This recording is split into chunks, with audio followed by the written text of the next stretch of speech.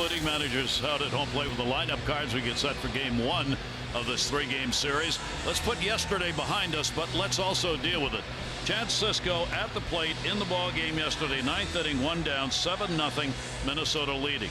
Chance comes up. Only one hit had been picked up by the Orioles, and this is what he does. He lays down the bunt. It's a clean bunt. It's a base hit, and the Orioles get a runner on. They'd end up with the bases loaded in that ninth inning. That's what kicked it off. Twins took exception to it after the ball game, and Buck Showalter made sure on the plane last night that the members of the Orioles got to see this. Dozier said, obviously, we're not a fan of it. He's a young kid. I could very easily have said something about it at second base, but they have tremendous veteran leadership over there. I'm sure they'll address that, and you move forward. It's all about learning. You learn up here. And then the starting pitcher, Gurriel, said nobody liked that, talking about the bunt. I don't care if he's bunting. I just know it's not good for baseball in that situation. That's it. We're talking about those so-called unwritten rules of the game. Brady Anderson said, Chance's age is irrelevant, and although we do have a veteran presence here, that type of advice was not needed because what he did was correct, which was to reach base any way possible. I want to hear Jim Palmer's comments on all of this. Well, you know, it's funny. I'm going back to the first inning. Now, the Twins, they want to win the rubber game. What do they do in the first inning? Rosario drops a bunt down with the shift on. They score 4 runs. They win 7-0. You're down 7-0.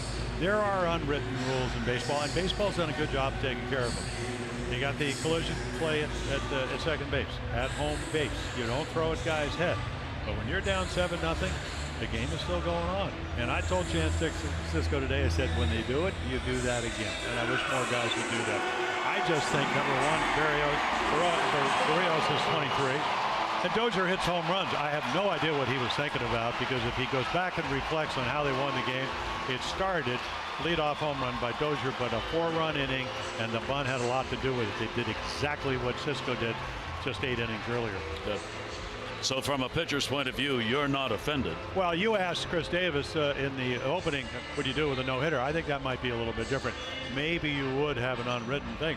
It was a one-hitter. Yeah. If Rosario catches the ball that he could have, very difficult play that Chance Sisco hit over his head, yep, it would have been a no-hitter. Maybe a little bit different, but it wasn't. It was a one-hitter. You're trying to, you know, you don't want the game. You only get 27 outs. You're trying to take them away from him. You take advantage of it, and, you know, if they get upset, so what? Okay. All right, that was yesterday, now today. Our game time temperature brought to you by BGE Home. We know more, we do more. It is 77 degrees. It is humid. There are a few clouds outside. You can see the roof, in fact, is open here. Very summer-like evening. The Orioles lineup brought to you by Southwest. Low fares, nothing to hide. That's transparency. Davis back in that spot. Machado and Scope. Jones, Mancini, Rasmus, Beckham, Alvarez, DHs, and Caleb Joseph.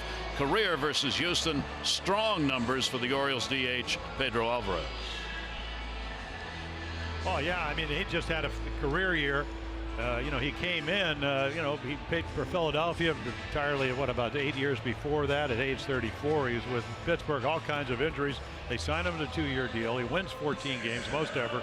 You know, he threw in the, you know, fastball, especially in the World Series, was up in the middle 90s. Curveball, almost impossible to hit. Hit 118 on the curveball. Lefties hit 111. So again, 2-year deal. He took advantage of it. And I think the one thing, Gary, that he said that was important is that A.J. Hinch, now in his 4th year of managing, he gave him 25 starts, didn't care how he pitched. He was out there, did a great job for him. Won Game 7 in the championship series, won Game 7 in relief in the World Series, the only time that's ever happened in the history of baseball. And a great curveball, as made his career last season a very successful one. Chris Davis with a shift on, stands in. Interesting. Goes in the air to center field on the first pitch. Springer's there, 1 pitch and 1 out in the ball game. Now take a look at their defense. Derek Fisher, young player in left. Springer, of course, he was the MVP in the World Series. Reddick won a Gold Glove in right. Bregman, Correa, Altuve, the MVP in the American League. Gonzalez, who plays everywhere tonight, playing first, and then the veteran Brian McCann. This would be his 2nd year with the Astros.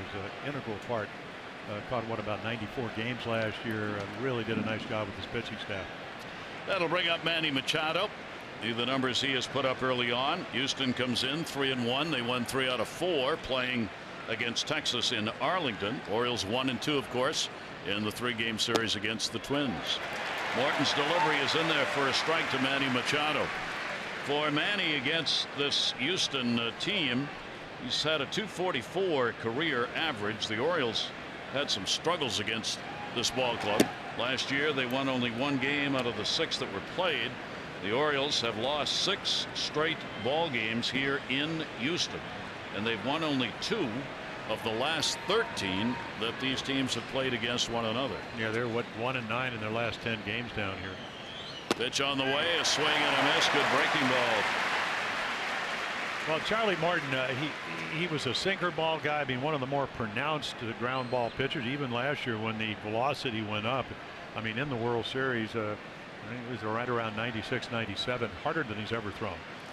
Morton's delivery, a little overthrow on that one, will be outside. And you know, a lot of guys, if you're a 2-seam fastball, it probably depends who it is, 1 to 2 mile per hour off it. So maybe Brent Strom has done a great job with the pitching staff, said, hey, more 4-seamers. So the velocity went up, and so did the wind with 14 of them. Shift on against Manny Machado. For Morton last year, left-handers hit only $175, right-handers .233, a very solid .228 overall average against the 34-year-old right-hander. Machado's got a count to work with here. 3-1 delivery on the way, and he'll foul that one. He got one he could take a rip at, and it goes to the screen. Yeah, a little easier to get away with a fastball in the middle of the plate when it's 98. I think the other thing, I mean, if you look at those numbers, so lefties last year, they only hit 175. Career, they're 289. Yeah. So obviously a big difference. You know, right-handers, he's always kind of dominated. He did that again last year. So again, the big challenge, take away the 14 wins. Can you do it again? On the way to Manny, and a swing and a miss, and a pitch probably away out of the strike zone. Morton, he had 163 strikeouts in 146 innings last year, and he gets one here. Yeah, take a look right here, and again, I mean, that's just a fastball. It looks like it cuts a little bit. It's 96, your Mercedes pitch cast.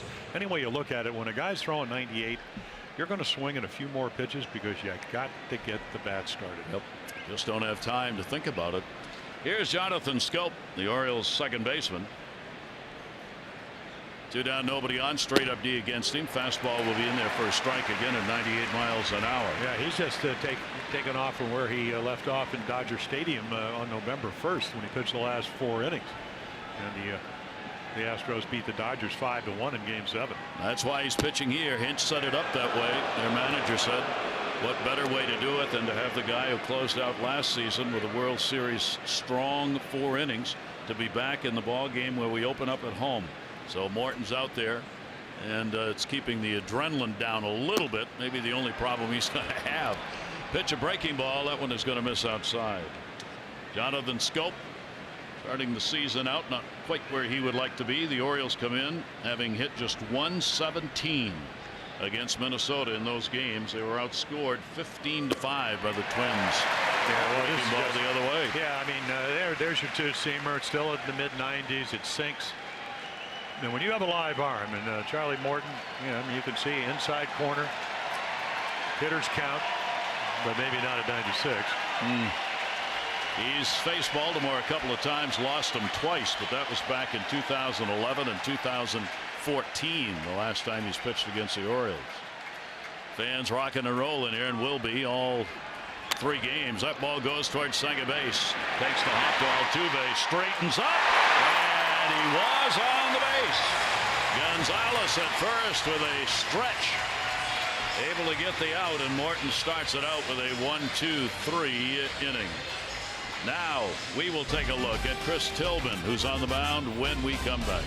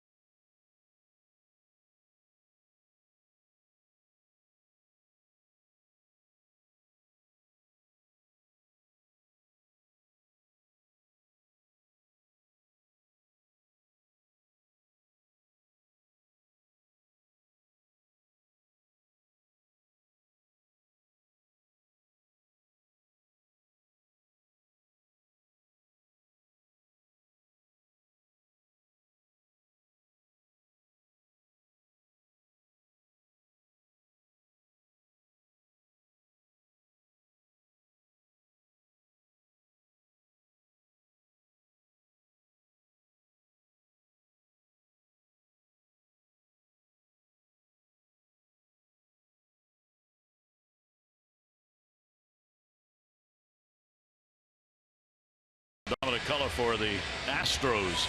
And their lineup looks like this: Springer, Bergman, Altuve, Correa, Reddick, Gonzalez, Gaddis, McCann, and Fisher. For Jose Altuve against the Orioles. Walking.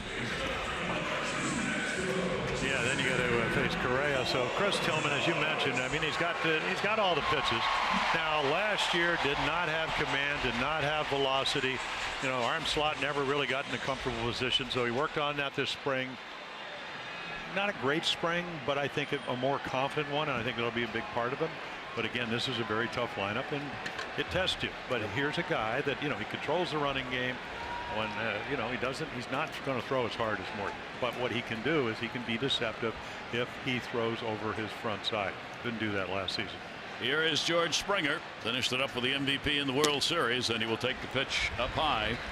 Here's one of those hitters in a leadoff spot who, like Chris Davis, is a power hitter. Silver Slugger Award, first time picked up. 28-year-old, and he was the World Series MVP. Yeah, with 5 home runs. Yep. He will take that one to right center field. Nobody's going to catch it. It will stay in the yard. That'll take a hop off the wall. Adam Jones over to get it. Springer thinking about 3 will stop. Well, World Series champions start right where they left off. Talking to George Springer, and you know, obviously congratulate him anytime you win a world champ, but you happen to be the MVP, former #1 draft choice. He's a high fastball hitter. He says you got to use your hands, cut down on his strikeouts last year, and the minute Chris Tillman misses with strike 1, and it turns out to be a ball, he's looking fastball, and you can't pitch in the middle of the plate to this lineup. They're just too good. They have too much power. They hit the ball where it's pitched. That ball up and away. He just smacks it into right center for a double. So they will get a scoring chance right now as Bergman will stand in. He has gone 3 for 3 lifetime against Tillman with 2 home runs for Bergman. Alex Bergman will take it away. This is the same lineup but for one that finished the World Series season, and for them they've got one player missing. Yuli Gurriel, first baseman. He's in a 5-game suspension for a racist gesture during the postseason last year. He is expected to be back tomorrow. That one down the line and an off-speed delivery. On his way to second, he'll get a double and an RBI. Springer scores, and the Astros have a 1-0 lead. Well, fastball out over the plate and then a hanging curveball. You know what the intent is. You get him to bounce to the left side, except it stays up, so it's very hittable. And Bregman, who had a fabulous World Series, he's all over it. So Bregman follows Springer with back-to-back doubles. So now if you're Chris Tillman, you only get the MVP in the American League last year. He's led the league in hits the last 4 years, all over 200, with the most hits in 4 years. The only time that's ever happened. 4 for 19 against Tillman. Altuve will take the pitch for a strike. Astros jump out to the 1-0 lead early in this ball game. They were a team last year with runners in scoring position. They hit .294. That's 34 points higher than the average in the American League last season.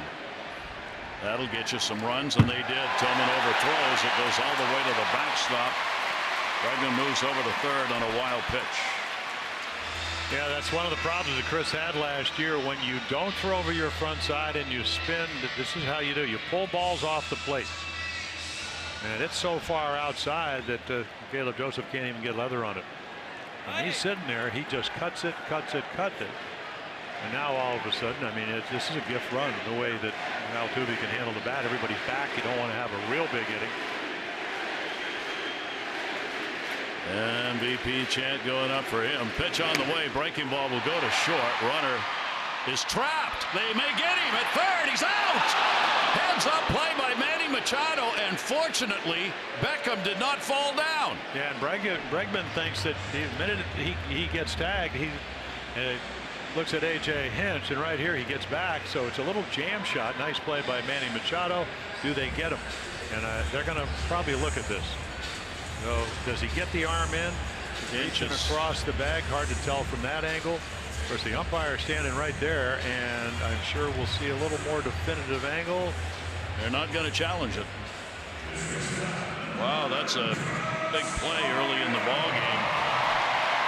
Beckham slipped and started to fall when the ball went to his left. He was trying to make a move, and the feet came out from under him. So Manny had to wait a split second for him to get back to the bag in order to get it to him. Beckham got there, and they made the tag. And Altuve's on a fielder's choice at first base. And they get the out on that lead runner at third. Correa will take the pitch, and it is in there for a strike. Yeah, heads up play. And again, it looked like Bregman just got caught in no man's land. Probably thought the ball was maybe hit a little bit harder, but it was way up on the handle by Altuve. And the Orioles, they get a break. What a start for Correa. He's got a home run, 5 RBIs in the air to right field. They were playing him that way. Catch will be made. Rising ball. Rasmus hauls it in, and there are 2 down. I'll take a look at the Oriole defense. Mancini, Jones, Rasmus, who actually played here, so he knows this field. Beckham at third. Machado this season, former platinum gold glove winner. He moves the shortstop. Scope, Davis, Caleb Joseph behind the plate. So a runner at first base with 2 away. We'll bring Reddick to the plate. He is 3 for 12 lifetime off Chris Tillman, looking for his first hit of the new year. 0 for 7 in the series against Texas. Chris is making his 8th start against these Astros. He is 2 and 3 with an ERA just over 4 lifetime, but as we said, 2 and 0 here with an ERA of 1.74 in 3 starts in this ballpark. Pitch up and away. Yeah, so they're the highest base runners in 2017, and then again, Derek Holland, of course, he changed uniforms. Matt Harvey was hurt. Tillman said he wasn't hurt, but he pitched like he did. Very unusual for him. Reddick, the right fielder, will take the pitch up and in. 11 pitches. I mean, Tillman's got a chance here. He gets the out here, allows only 1 run, and doesn't throw a lot of pitches. Yeah, but I look at the windup, and I kind of, I mean, I was maybe a little bit shorter than him, but for him to be successful, whether it's the rest of this game, he's got to throw the ball downhill, and he's under everything, which is why they're up here in the first inning. Now, hopefully, he'll make an adjustment, which he has over the course of his career. Altuve at first base. Fastball at 91 miles an hour, and that is going to miss outside. Yeah, he's never been about velocity. It's not that he can't throw 92 to 94 on occasion, but it's always been about throwing the ball downhill, have a changeup to go with it, a little bit of cutter, and the big overhand curveball. Altuve's got a short lead held by Davis. Breaking ball, that's in there for a strike. Good pitch. Had a little wrinkle on that. Yeah, one. the other thing about Altuve, I mean, he can steal bases, he can hit home runs. Stole 32 of them, only caught 6 times. The one thing about Chris Tillman, for a big guy, he holds runners about as well as anybody in baseball. Hard to run on. We can get the out here against Reddick. Pitch on the way, and that'll be foul back. Yeah. Interesting, we were looking before the game. They did not have the new screens up, but I guess after the ceremonies, are those screens up now? Can't tell. All the ballparks are going to have them. Yeah, they are. They are up. Yeah. Yeah, I see. They're very hard to see, but which you're is right. a great thing. They were not up during the ceremony. Yep. Fans with a screen that's fairly low, actually, all the way down the line. Altuve with Davis behind him. The pitch is going to be up high. And that's just a matter of not being able to get over your front side. Or, just talking about the fact that when he throws well, he arches his back a little bit, and he's gotten bad habits. Tried to correct him. Thought he did maybe in his last start, but this, again, you better be at your best here against this ball club. So the inning will go on. Runners on at first and second base now. And here is Gonzalez. Marwin Gonzalez. Start at first base. He's 1 for 8 lifetime off Tillman. Now he gets an opportunity to pick up an RBI. Orioles will put not the full shift on. Manny Machado is very close to the runner behind second base. Breaking ball will be taken away. In this lineup, these left-handers, and they stung Tillman last year. Left-handers hit .329, but the righties were right behind them. hitting at 320. Chris had a very high 324 opponent batting average last season. Yeah, and he's facing the guy that, and it's kind of surprising. He had a terrific year for him. Led the Astros in RBIs last year. He hit 360 with runners in scoring position. That's one of the reasons. Off speed pitch, breaking ball. He will not get the call on that one. And the other thing for Marwin, I mean, he was a Rule 5 guy. The Orioles are carrying 3 of those. But he can play everywhere. I mean, he's played shortstop and third and first and second and left. And you just name it. The only thing he hasn't done is caught and pitched. Yeah. Give him a chance. Tillman's delivery to him will be fouled back. Well, every team, as we talk about in this day and age, has an MVP, the most versatile player, almost necessary with the bullpens, sometimes 13, sometimes even 14 pitchers, because you got to extend the bullpen. So you've got to have people on the bench who you can move around, or you're in trouble. See the 2 base runners with Altuve at second, Redicon at first. 1 run in here in the first inning. Tillman trying to get the out on the left-hander Gonzalez. That one to first base. Davis with a backhand. He's going to race to the bag and will get the out himself. So a run scores on a couple of hits. 2 are left on base, and after 1, the Astros lead.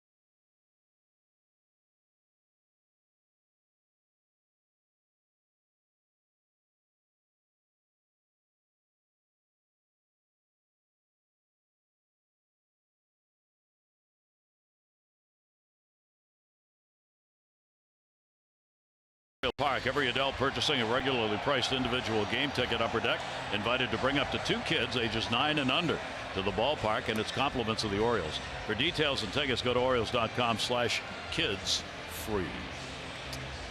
Morton back out on the mound. Obviously big full house here. Celebration started about 1:30 outside. They closed down a couple of the streets around the ballpark and had festive activities going on. Opened the gates 2.5 before the ball game was going to start. And a lot of fans been here for a long time this afternoon celebrating, some outside the ballpark, up on the roof down the left field line, across the street, and watching the ball game from a high altitude. Yeah, well, you know, Jim Crane bought the club in 2011, and they went through 3 100+ loss seasons. They were willing to stick it out. I mean, this did not happen accidentally. Talking with some of the Houston people before the game, I just said, you know, how did it happen? How'd you put this whole thing together like this? And they all said they were committed to a 5-year plan. And when they got Springer, they felt that was the one that made the real difference. When George Springer came and was ready to go, they felt at that point they had the core players around which to build a championship team, and they were right. And then they added pieces. Charlie Morton, who we're looking at right now, 2-year deal, $14 million. That ball to right field, and it's going to fall in for a base hit the other way. Turn will be made by Adam Jones. Held as Reddick goes to get it, and the Orioles get a leadoff single. Well, Scott Coolbaugh, the hitting instructor, saying, you know what, we got to let the ball travel a little bit. This guy throws hard. Don't try to do too much. And right here, hey, let it travel. It slows down when it gets away. You got a little more time right off the end of the bat. What does that play? You need to try to get, you know, not only get guys on, and that's a rather classic case of the obvious, but advance them. And the earlier you can do it, and then maybe have some quality at bats. You get Mancini to the plate, who, a little bewildered. I said, Trey, it's early. Just don't forget. And you can see the 1 for 9. Don't forget the process, because this young kid can hit. A lot of at bats left to go, and a swing and a miss behind a little bit on that one as he semi double clutched. Jones on at first base. Orioles with a leadoff single. Mancini and then Rasmus due up. Trey with that 1 hit has scored a run. 9 plate appearances in that first series. Adam short lead at first, and a breaking ball. There's that curve. Yep. Yeah, he swung through the first one and then got the second one. And again, I mean, I don't know if he can. Again, he's got 98, and that's the curveball. He's got a hard slider, and then again the fastball velocity has gone up dramatically over the last 2 or 3 years. Ball will get a short, backhanded play at first, and we'll get there in time for the out. Correa knocked that one down. Had no chance for Adam Jones at second base, but gets the out on Mancini. Yeah, I think Carlos thinking, well, I can turn 2 if I can catch it. But again, when you have to backhand a ball and it's hit hard, and that was, it comes up. Made a nice play just to get the 1. Orioles get the tying run into second. Nice hand for Rasmus. Colby, of course, did play here for 2 years. He's had a big number against Morton. He's 7 for 14 with a home run lifetime off Morton. And as Jim mentioned earlier, this is a ballpark which he is familiar with, getting the start in right field. The shift will be put on against him.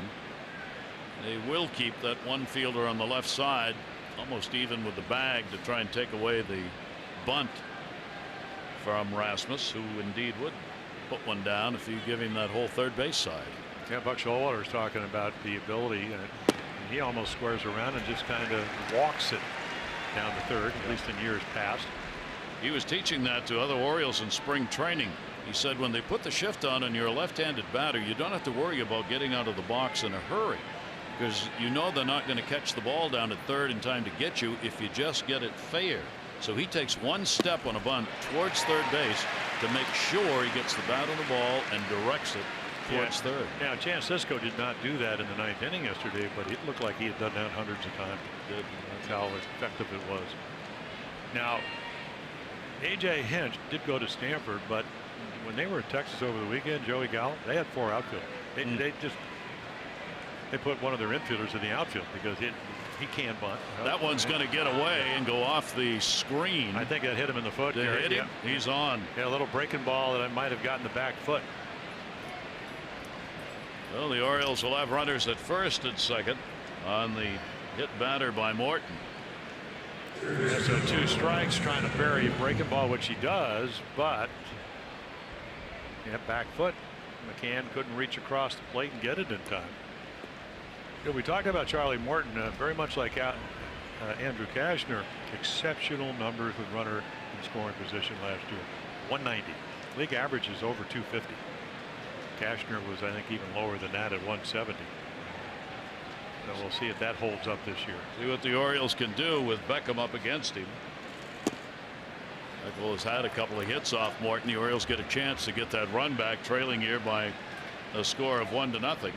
Gillis picked up the home run for his first and only hit so far of the season. Yeah, he took a changeup off the young reliever Gabriel Moya and plastered it to left center.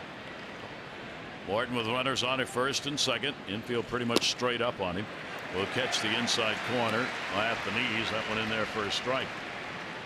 Well, Morton having to work here in the second inning. Yeah, it's kind of interesting the way, I mean, if you're a pitcher, they take away the 14 wins. You like to get off to a good start. If you're a hitter, George Springer said today, if you let anything worry you the first week or two of the season, it's going to drive you crazy. You know, it's all about being patient. Delivery on the way to him, and that'll be chopped foul. That one down at 89. You can see all those varying speeds from Morton that you've already encountered. The Orioles have here in the first 2 innings, keeping the hitters off balance. We talked about that great curveball. Teams hit only 119 against his curveball last year.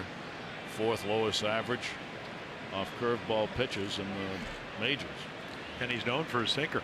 I mean, that's the effect of you come over to a better club. Brent Strom, the pitching coach, they look at the analytics. And a swing and a miss on one that was down and away. Probably not a strike, as Beckham asked the home plate umpire, Bill Welke. Yeah, but when you get the 2 strikes, you can throw a strike to ball, breaking ball, and that's exactly what he does. Now, they can tell you to do it. Can you execute it? This is perfectly done. You know, he's trying to get out of trouble, and that's a way to do it. So Pedro Alvarez will come up with the Orioles, still having runners on at first and second, and down 1-0 here in the second inning. Alvarez, the designated hitter, up the 0 for 4 in his chances against Minnesota, looking for his first hit of this new season. And the off-speed delivery is going to miss up high for a ball. Houston believes they're an even better team than what they were when they won the championship. Well, they added players. You know, they Verlander for a whole year too. Garrett Cole struck out 11 yesterday, throwing 98 miles per hour in the 7th inning. I mean, you know, he's a plus arm from the Pirates because they had 4 young players. Some international players. You had the trade Verlander. They traded 3 young players for him. And they got their core players in the starting lineup who are in the prime or entering the prime of their careers. So in the bullpen they got Joe Smith, who had pitched on a very good club that actually won 1 more game, the Indians, last year. So he knows how it is to be on winning teams. Hector Rondon from the Cubs comes over, hard throwing righty. Yeah, they did not sit idly during the offseason. 1 ball, 1 strike count. Runners off first and second for the Orioles. Alvarez will take that breaking ball, and that's going to miss down low. So the Orioles are making him work a little bit here in the second inning. As Morton last year, he had 8 games where he went at least 6 innings, threw less than 100 pitches, and gave up 3 or fewer runs. And in those ball games, he ended up going 5-0. 6 innings in 8 games, less than 100 pitches. He can be very efficient. Morton's delivery on the way, and a big cut, but located well. Gary, I'm wondering, because his fastball is in the mid-90s, that might be a changeup. And again, you know, if you're Brian McCann, you go, how do we get Alvarez out? He's a better fastball hitter than breaking ball hitter or changeup hitter. And once again, the analytics can tell you that, but can you do it? So he was able to go curveball to get Beckham. Deuce is wild, breaking ball taken, good eye. Alvarez not biting on it, bounced. Good stop made by McCann to keep the runners at first and second base. Now the little subtle things. You bounce that curveball and you don't block it, it's runners at second and third. Base hit, you got to lead. He knocks it down. And their outfield throws pretty well. Reddick won a Gold Glove in right, Springer in center. They pretty good arms. Alvarez. Alvarez trying to get the Orioles on the board. 3 balls, 2 strikes, 2 away. Jones, Rasmus will be going on the pitch. And the infield shifts around a little bit now. Correa, the shortstop, behind second, and he walked him, and they're loaded. So the Orioles get a big chance here in the second inning as they load them up. Chances against the Twins didn't work out quite so well. No, they didn't. I mean, that was against the starters. Now, again, I mean, you go back to the first game, Caleb Joseph drove in 2 runs with a triple. And those were the first 2 in regular innings. The Orioles winning in 11 innings on the walk-off home run by Adam Jones. A bit better against the relievers. A hit right here, that changes those numbers dramatically. So Caleb Joseph hitting in the number 9 spot, stands in. Bases loaded, 2 down. Interesting outfield alignment again. They play him very shallow. The Twins did this, especially in right field. Reddick is over towards the line a good deal, and in. Moving in is Springer in center. Now left field here is a very tough place to play because it's short. So the left fielder Fisher is about where you'd expect him to be, over towards that gap. Deliveries outside. The left field wall here is very short. That's why the scoreboard's there and it's so high. In order to make it somewhat fair, you can hit a pop-up here sometimes and it goes into those seats. Now if you go by the scoreboard, it goes to 362 immediately. So you see Fisher, the left fielder, is standing right by that gap. Because if it's hit off the wall, you're going to get it on a rebound. And if you hit it way to his left, it's going to be a triple.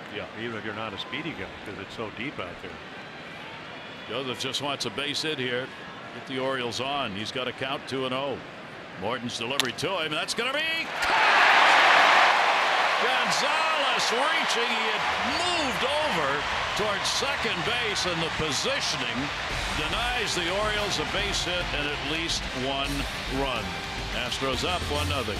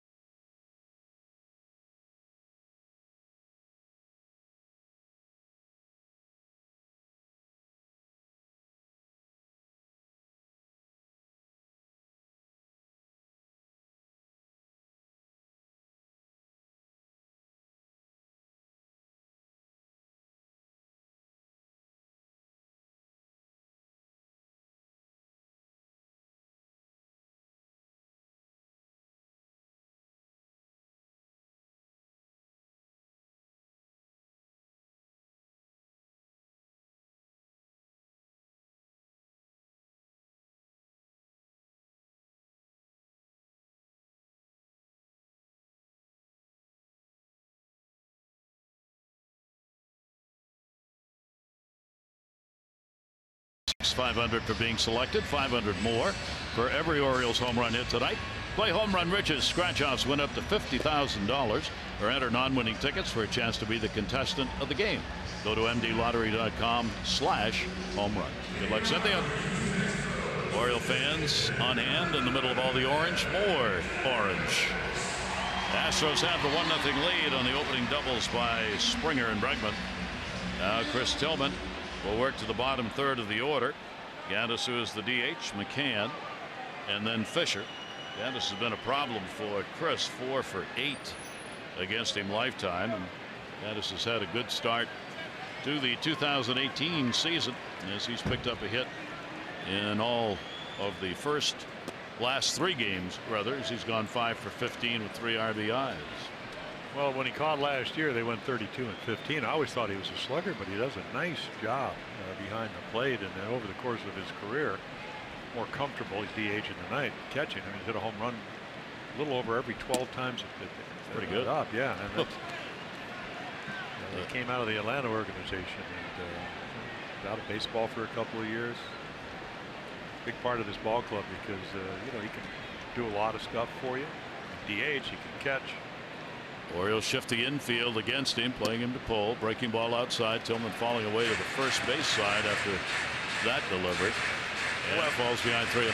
Yeah, I think you were talking to a lot of people. You know, you lose some confidence when you have the kind of year he had. And right there, I mean, you know, if you're going well, and you know this is August, and you know you got 13 wins, you just throw the outside corner. You know, now he pulls it off the corner instead of throwing it there, and he's got to get back to where what Chris Tillman used to do, which is just make quality pitches. It didn't matter what the count was. Comes back here 3-1. Very defensive, not only last year but even in spring training until the last couple of starts. Here's the 3-1 delivery. Gaddis will foul that one back. How good were the players on this offense last year for this Houston team? Well, they led the majors. Runs, hits, doubles, average, on base percentage, slugging, and OPS. And oh, by the way, they don't strike out. Not anymore. In this day and age, they are the team that keeps the K's down. They get some good at-bats. 3-2 delivery on the way in the air to center field.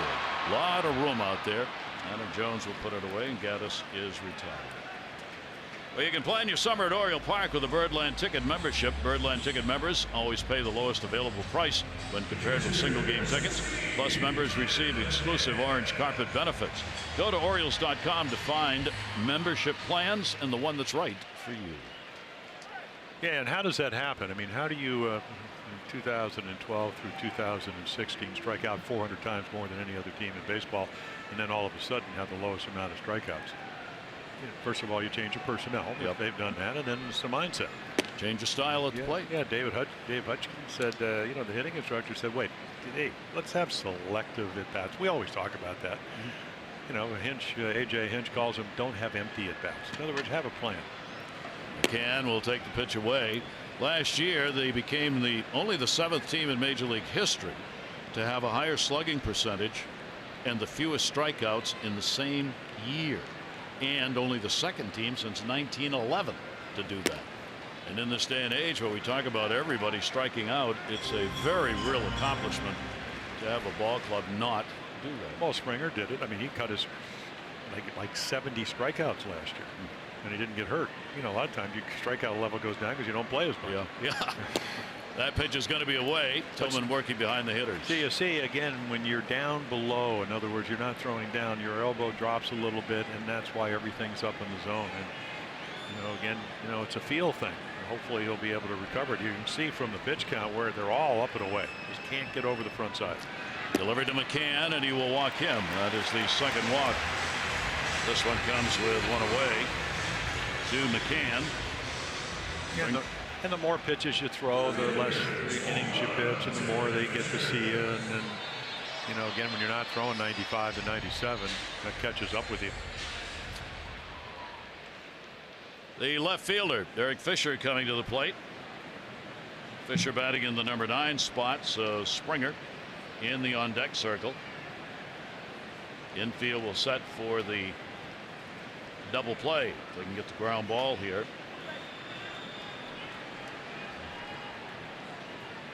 Davis in front of the runner at first base. Follows through a little better on that pitch and gets it in there. Yeah, you got to figure out. And you know, a lot of times, I mean, I was his height, and I'd be up in the zone, and then all of a sudden you ask your catcher to give you a lower target, or you go, what, I got to just cut my stride down a little bit, and that way you can slowly bring the ball down in the zone. Yeah, Derek Fisher, actually, he was part as the compensation draft at the end of the first draft because of the signing of Bud Norris back in 2014. I mean, he's had some nice years at AAA, and he's only 24 years old. We'll foul that one away. It's his first time on the opening day roster for the big club. 53 games with Houston last year. Hit .212, 5 home runs, 17 RBIs. A pretty good minor league total of a .282 lifetime average in the minors over 3+ years. And that's gotten a little better. I mean, he was at what, .318, 21 home runs, stole some bases, got caught a little bit, but stole 16 bases, so he can run a little bit. Fisher with a runner on at first base. McCann. Pitch on the way. And that's an 0-2 pitch, and if you ask Chris Tillman, and did all last year, what does that feel like? And he goes, can't really tell you. You know, good curveball right before, but once again, just spun left, elbow drops, and that's how the ball gets a little more hittable in the middle of the plate. So he will work here with a 1-ball 2-strike count. Roger McDowell, Oriole pitching coach, intently watching. Over the top and up the middle. Right through the box on that one. Jones will get it back in. Fisher's on with a single. McCann goes to second. 2 on and 1 out. And not the pitch he wanted to make. Missed on the 0-2 pitch. You can see where Caleb is. He misses by about a foot. Pulls it back in the middle of the plate, and Fisher gets a pitch to hit. Thought he might throw him a curveball because the hook was good early in the count. And that's what Fisher did all batting practice today. Back up the middle, got a pitch to hit, didn't miss it. Now Springer in the leadoff spot. Hit number 3. First one came via Springer's double, and he crossed the plate. Breaking ball off speed at 77 is going to miss inside. And Springer with another RBI opportunity. Orioles will keep an eye on McCann, who's, keep in mind, not a fast runner at second base. A base hit hard into the outfield. McCann tries to score. You might have a shot at it. Ground ball to third. Big hop. Beckham's got it. Goes for 1, and that's all they're going to get. He was thinking about going to the bag and tagging it, then decided not to. Yeah, and again, you haven't seen Derek Fisher play a lot, so if you do that, probably still going to beat it. No way, because the ball, I mean, the infield's pretty hard here. Watch this ball just kind of kangaroo down there, and he catches it. Had to go up high to do that, and he's thinking, well, maybe I'm going to tag third, but he gets the secondary runner at second base on a nice throw, and then Scopes, of course, McCann's running, so he's not going anywhere. Nope. So the lead runner stays as McCann goes to third base. Yeah, nice little change up to Springer to get the out. Runners at first and third. Bregman up. He delivered a double, picked up the RBI. He's still perfect against Tillman, 4 for 4. Pitch will be outside. Joseph will hang on to that one. Astros, of course, were outstanding home and road last year. Here at home, they went 48 and 33, even more impressive. Winning 48 at home, they won 53 on the road. They scored over 6 runs a game, 6.19 runs on the road. Delivery on the way, and that one is going to miss up high. But again, Alex Bregman, I was talking to Craig Biggio, who in the Hall of Fame, over 3,000 hits, and he said, we talked about them losing 106, 107, 111 games, and what Greg said was, when you do draft, you better not miss. Well, Bregman's the #1 draft choice out of LSU, and they didn't miss. They didn't miss. No, 39 doubles last year, 19 home runs, 17 steals, can play third base. Pitch on the way, and that one in the air to left field. Adam Bolo. Ray Mancini is right there and will put it away, and Tillman works out of the jam. No runs on a hit. Runners left at the corners. Astros up 1-0.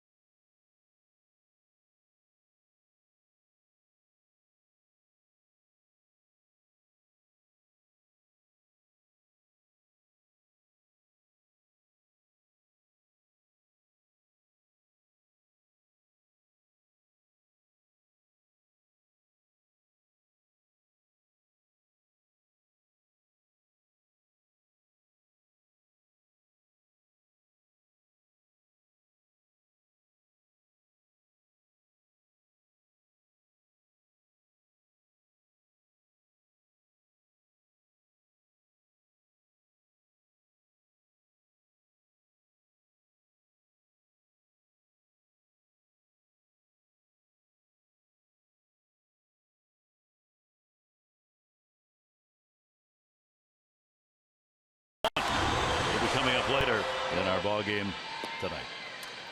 Here in Houston, between innings, the battery mates talking. Tillman and his catcher, Caleb Joseph. Caleb has developed into such a leader behind the plate. All those years in the minors, got a chance. Well, that, and he knows these guys pretty well, and that's his job. Yeah. Yeah, I mean, you know, again, he had a great at bat, got robbed.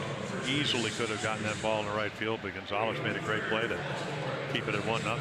Defensive alignment again, making that play possible when Caleb Joseph lined out to first with the bases loaded to end the inning. So they take the bunt away. You talked about Chris. They can't bunt with this alignment, at least defensive alignment. And the pitch taken for a strike. Chris, the ball hard to center field. His first time up, does not show bunt, but they'll still stay in. And Chris Davis looking to get his first hit here this season. Manny Machado and Scope to follow. He goes right to him. A little nubber, and it'll be play. Bregman will get it, and Davis is retired. Yeah, again, when you have the kind of velocity, and you know, he was a sinker baller, but you know, he had all kinds of injuries. Let's see, oblique, hip, shoulder, elbow, Tommy John, sports hernia, hamstring operation. Last year, lats You don't throw as hard as when you're healthy, and he's healthy at 34. Velocity's gone up. Perfect example right there. 95 in on his fist, and that's why he got jammed. And you know, the ability to make guys recognize, hey, this guy could get the ball up there.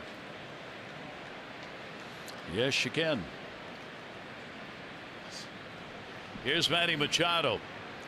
Pitch on the way, and Manny will get a chopper to third. Short hop. Nice play. And they get the out. Well, Bregman put on a tutorial of playing third in the World Series. A lot of swinging bunts. You know, hit some big home runs. You know, and again in the division series against the Red Sox, 2 home runs off Chris Sale. So a former shortstop, #1 draft choice, now playing third. Looks like he's figured out how to play third. Bregman with a couple of nice plays to get the outs. Manny Machado is retired. We've got a couple of defensive changes here. Gonzalez has gone to short, and Davis is playing at first. So Gonzalez had been at first base. He's gone for Correa at shortstop. And Davis has come on. J.D. Davis playing at first base. He played yesterday down in Texas against Mike Minor. I wonder if Correa hurt himself on the ball. Oh, okay. Yeah. So we're hearing that maybe he had a foul ball up down in Arlington and tried to play opening day, and AJ Hinch says that's enough. Yep. So we've got plenty of guys. Yep. 1 ball, 1 strike delivery on the way, and a swing and a miss as he gets the breaking ball down. 2 down, nobody on. Jonathan Scope grounded out his first time up. Well, jam shot to Davis, good sinker to Manny. So easily and quickly getting 2 outs here in the third. Morton looking for a quick inning here. That one fouled off, bounces up and hits Jonathan. Well, the count will stay at a ball and 2 strikes.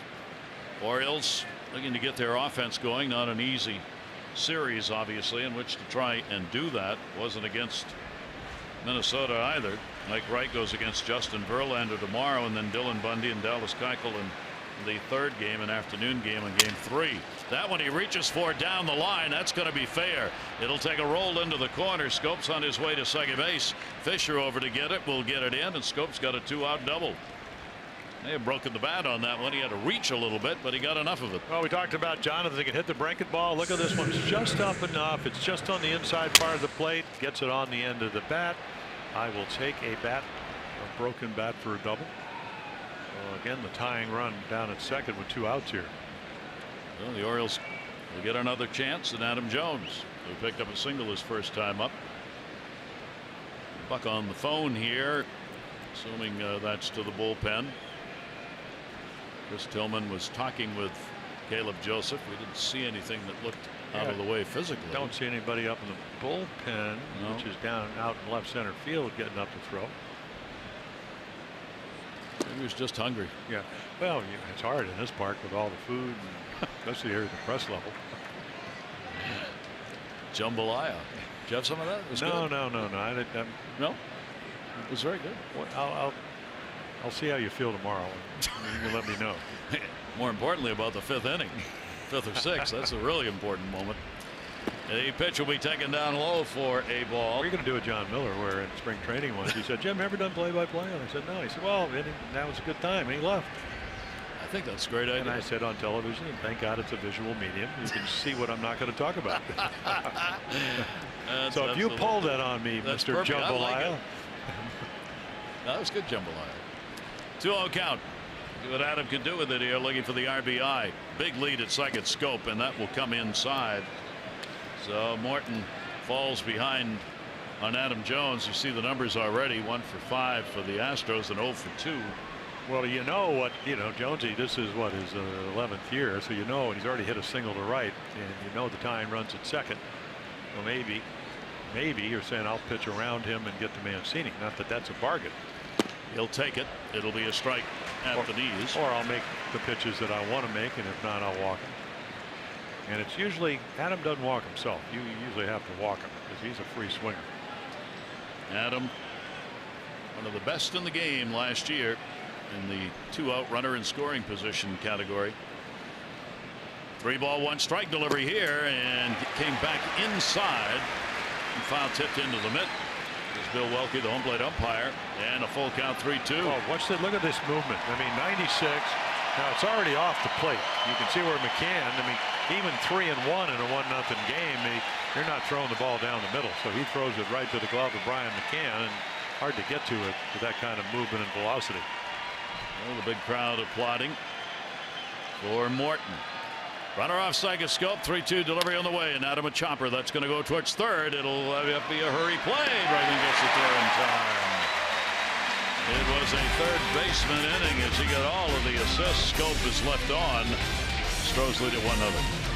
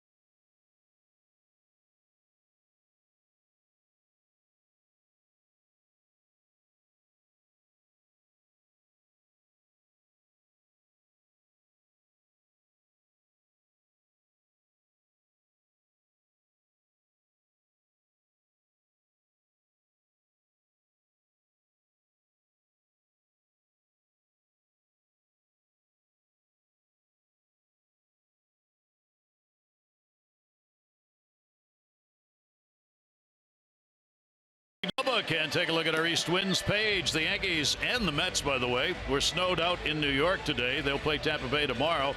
Jordan Montgomery, their number 5 starter, will go, and the Rays have switched it up. They will put their ace Chris Archer out in that ball game. Tampa Bay lost 3 out of 4 to Boston, even though they pitched to a 2.25 ERA. They could not score runs in that series. Chris Sale, David Price, Rick Porcello, 18 scoreless innings in the first 3 games of the series for Boston, the 3 starters. Yeah, they scored 10 runs and won 3 of the 4 games. That's when you know you can pitch a little bit. They certainly did in that opening series. So the Orioles have left 4 on base, not been able to get that run back. Chris Tillman over the top will be in there for a strike as Altuve stands in.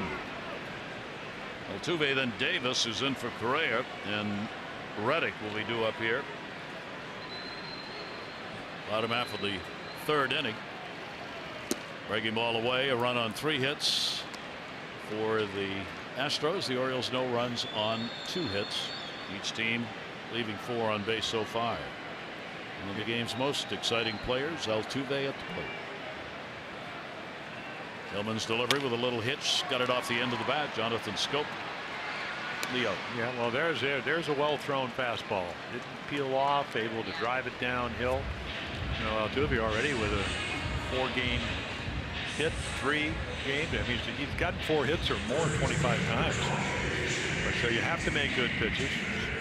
But that's 7 home runs in last year's postseason. That'll bring Davis to the plate. Coming on as the defensive replacement.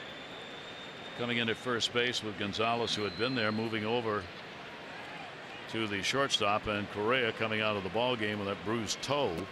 The off-speed breaking ball had him going after that one. Davis, out of Elk Grove, California, last year with Houston, played only 24 games and hit .226. He was a 3rd-round pick in the 2014 draft. This is his 5th professional season, and last year was his first chance at the majors. Yeah, 26 home runs in the minors. All the way to the backstop on that one.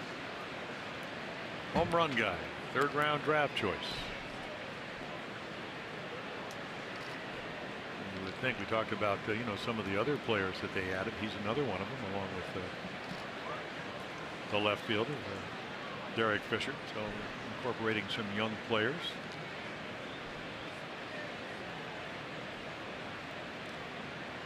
Tillman's delivery to him, and again had him off balance. Back him up on the money. And there are 208. Take a look at our minor league report, brought to you by PNC. No better time to act than today. PNC, make today the day. Oh, there you go. So they signed Michael Saunders, who we know, pretty good outfielder, high strikeout guy with power. And then Diamondbacks, we get a player to be named right there, Lorenzo, who we saw, a hard-throwing right-hander coming, had some elbow problems, and you make a trade for the Dodgers. Orioles stacking up the depth, as they have been prone to do for the last few years. It's one of the interesting things, speaking of depth, this Houston team showed. If you look at their list of those who went on the DL last year, you wonder how in Lord's name could they win all those games. They had almost all of their stars out at one point or another. Tillman settling down here in the third. He retires the side in order. Reddick on the ground ball out. We've completed 3. Stroh's up.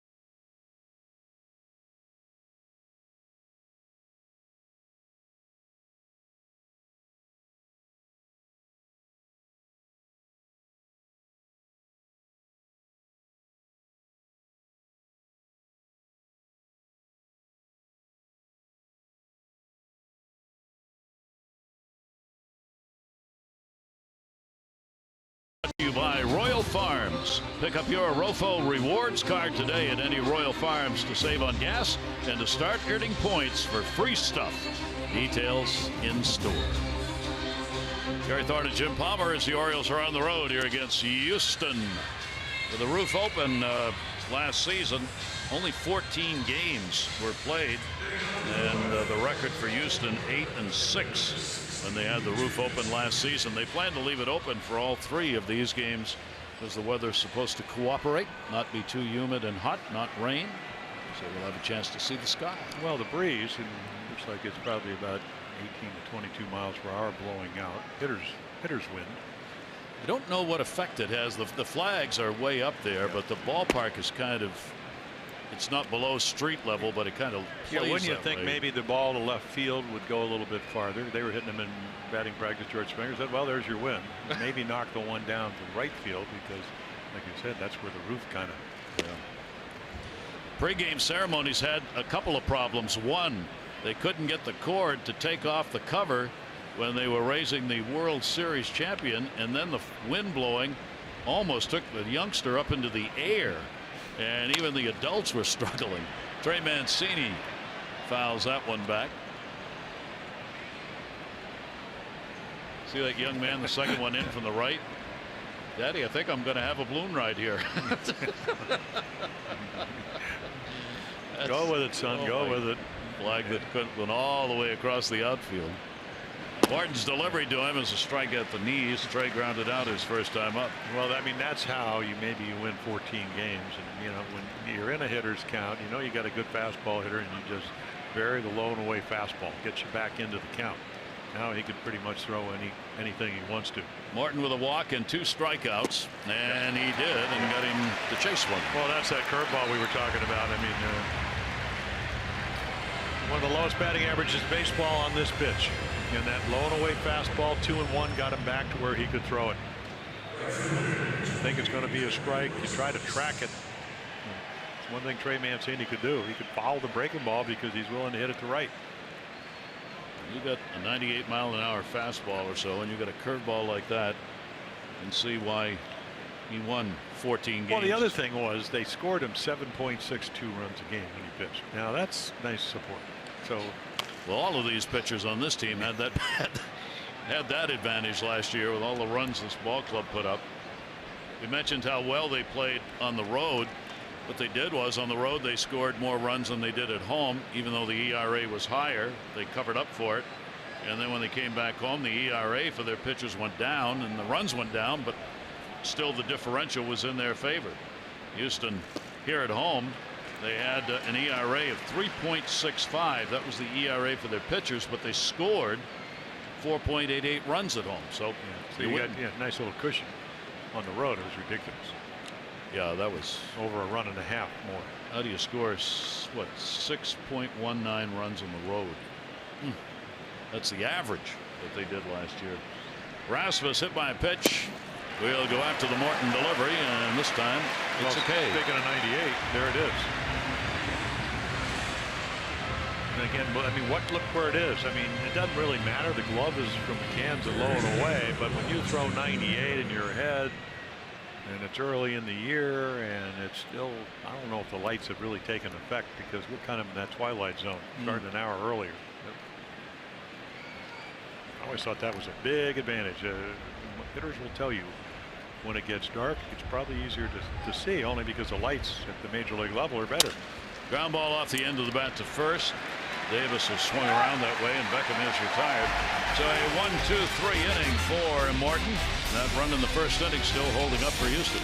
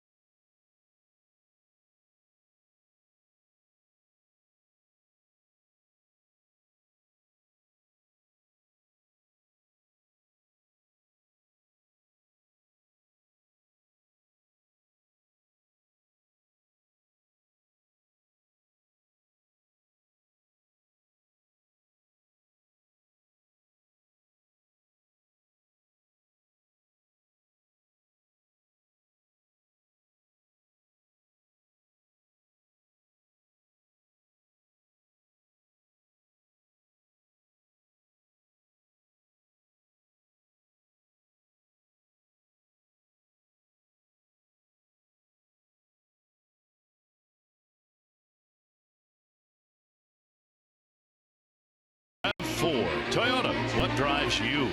Visit buyatoyota.com for great deals. First players of the week have been named. The Toronto Blue Jays' Justin Smoak, the American League Player of the Week, as he had a couple of runs scored, 7 hits, pair of doubles, 2 home runs, 8 RBIs. National League, it went to Adam Eaton of the Nationals. He had 7 runs scored, picked up 2 home runs, drove in 5 in the opening 3-game set for Washington, the first players of the week. Yeah, great to see after his leg injury last year, just the back playing. Of course, we got to see him play a lot when he was with the White Sox before being traded over to the Nats. It's a pretty tight ball game here.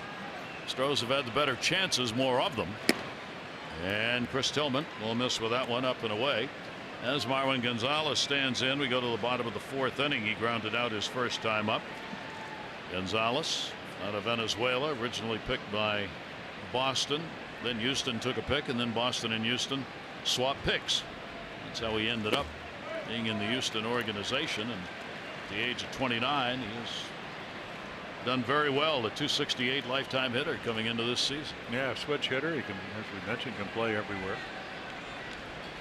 Tillman with the infield moved around behind him, and a swing and a miss at 82. Really throttled back on. Yeah, well, I mean, that's the good. We saw a couple of good change-ups. We've seen a couple of good curveballs. Even being able to throw the fastball down a little bit more than he did early. I mean, he was lucky to get out of the first inning because everything was up. And that, whether you're Chris Tillman or anybody, that's one of your hardest innings. You're coming in, it's opening night, your first start, coming off a 1-7 season and whatever. You want to get off to a good start, and next thing you know, back-to-back doubles. So he pitched out of it, and hopefully that will continue, even though he's behind Gonzalez 3-1. Every inning that goes by where Chris Tillman is effective is obviously one more nick in that confidence ladder that he needs to get back into the season. Over the top, came in. That ball's going to be out. Way back in right field, and goodbye, home run. Gonzalez had a 2-0 lead. Well, they always talk about a couple of thousands of bats, and you get comfortable. He is a switch hitter, 23 home runs last year, but that's all about 90 in the middle of the plate in a fastball count. He works to count to 3-1. Last year, Tillman didn't thrust his fastball, but he pulls it across the plate. Look where the target is, and it's up and in. And then a real good swing. He's guessing fastball, gets it, and a 90 easily. So 99 miles per hour velocity exit. Gonzalez with his first home run of this season, and it makes it a 2-0 lead on the fourth hit put up. The home runs last year, he had 18 of his 23 against right-handers. And the pitch will be taken by Gaddis, who flied out to center field his first time up. He really cranked that one off the bat. Not much question that was going to be a souvenir in the right field bleachers. Does it. Leadoff homer here in the fourth inning. Infield shifted around down to third and foul.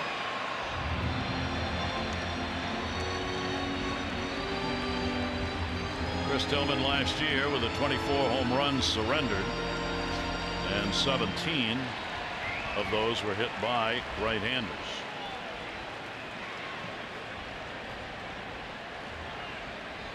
One ball, one strike count. Haven't got us waiting on it. He'll put it up in the air to right. Rasmus. Colby's got it for the first out here in the fourth inning. That'll bring up McCann. Toronto Blue Jays come to Birdland on Monday, April 9 through the 11th.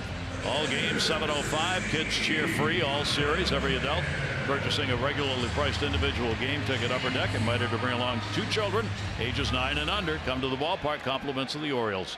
Details, tickets at Orioles.com/kids free. McCann drew a walk his first time up and was stranded in the second inning. McCann will take the pitch, and as Houston has done in these pulled over infields, the Orioles lead Manny Machado, and he stays close enough to take that bunt away from McCann just in case. McCann not likely to do that. And the pitch is a strike in the outside corner. He didn't think so. Bill Welke, generally behind the plate as a hitter's umpire. He's over the years given the close calls, advantage hitter. McCann didn't think so on the last one. Not by that scoreboard, that tough left field wall. That ball's going off the top, and he'll be held to a single. That's a Houston single right there. It's a nice play by Mancini. Well, I'll tell you what, another foot is another home run. Talked about which way the wind's blowing. I mean, he just kind of lofts it out there, and he could run it and be a double. Like maybe a changeup that stays up, and he almost hits it out of here. Ball just keeps going. So again, the target in, misses by about 1.5 feet. You can see Caleb reaching back across the plate and just over the U and United. So a base hit with one down. McCann on for the second time. And here's Fisher, who delivered a single his first time up. Derek Fisher, their left fielder. Infield set for 2. And with a left-handed batter up, Davis is playing behind McCann, who is not a base stealer. So the Orioles cutting down that hole between first and second with a left-hander at the plate by allowing Davis to be off the bag rather than holding the runner. Now he'll stay close enough so McCann just can't walk down to second base, but a better defensive position for him. That ball in the air, right center field, going back on it. Adam Jones. Jones racing, can't get it. It'll hit it with one bounce. Coming around third, McCann. He's going to try and score. Throw over to third, not in time. A triple and an RBI for Fisher.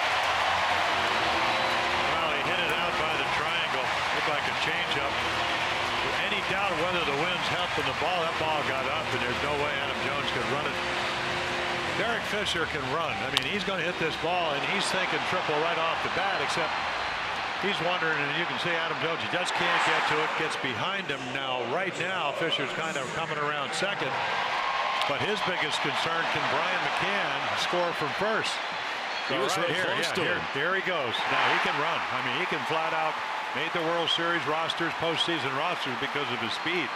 The minute he sees McCann score, he's got an easy triple. So that forces the infield in. A 4-0 lead, 6 hits for the Astros, and Springer, who has doubled and scored, it into a fielder's choice, will take the pitch away. A runner at third base and 1 out.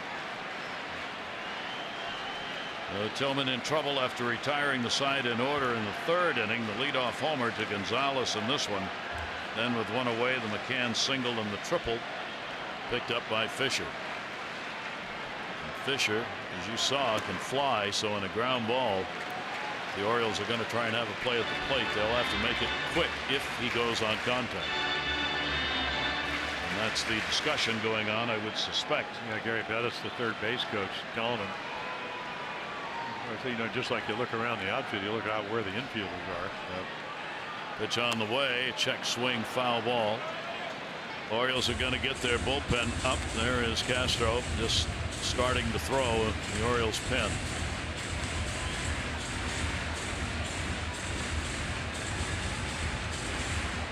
Chris Tillman with 2 walks, no strikeouts in the ball game, but more importantly, the hits, extra base hits, being picked up.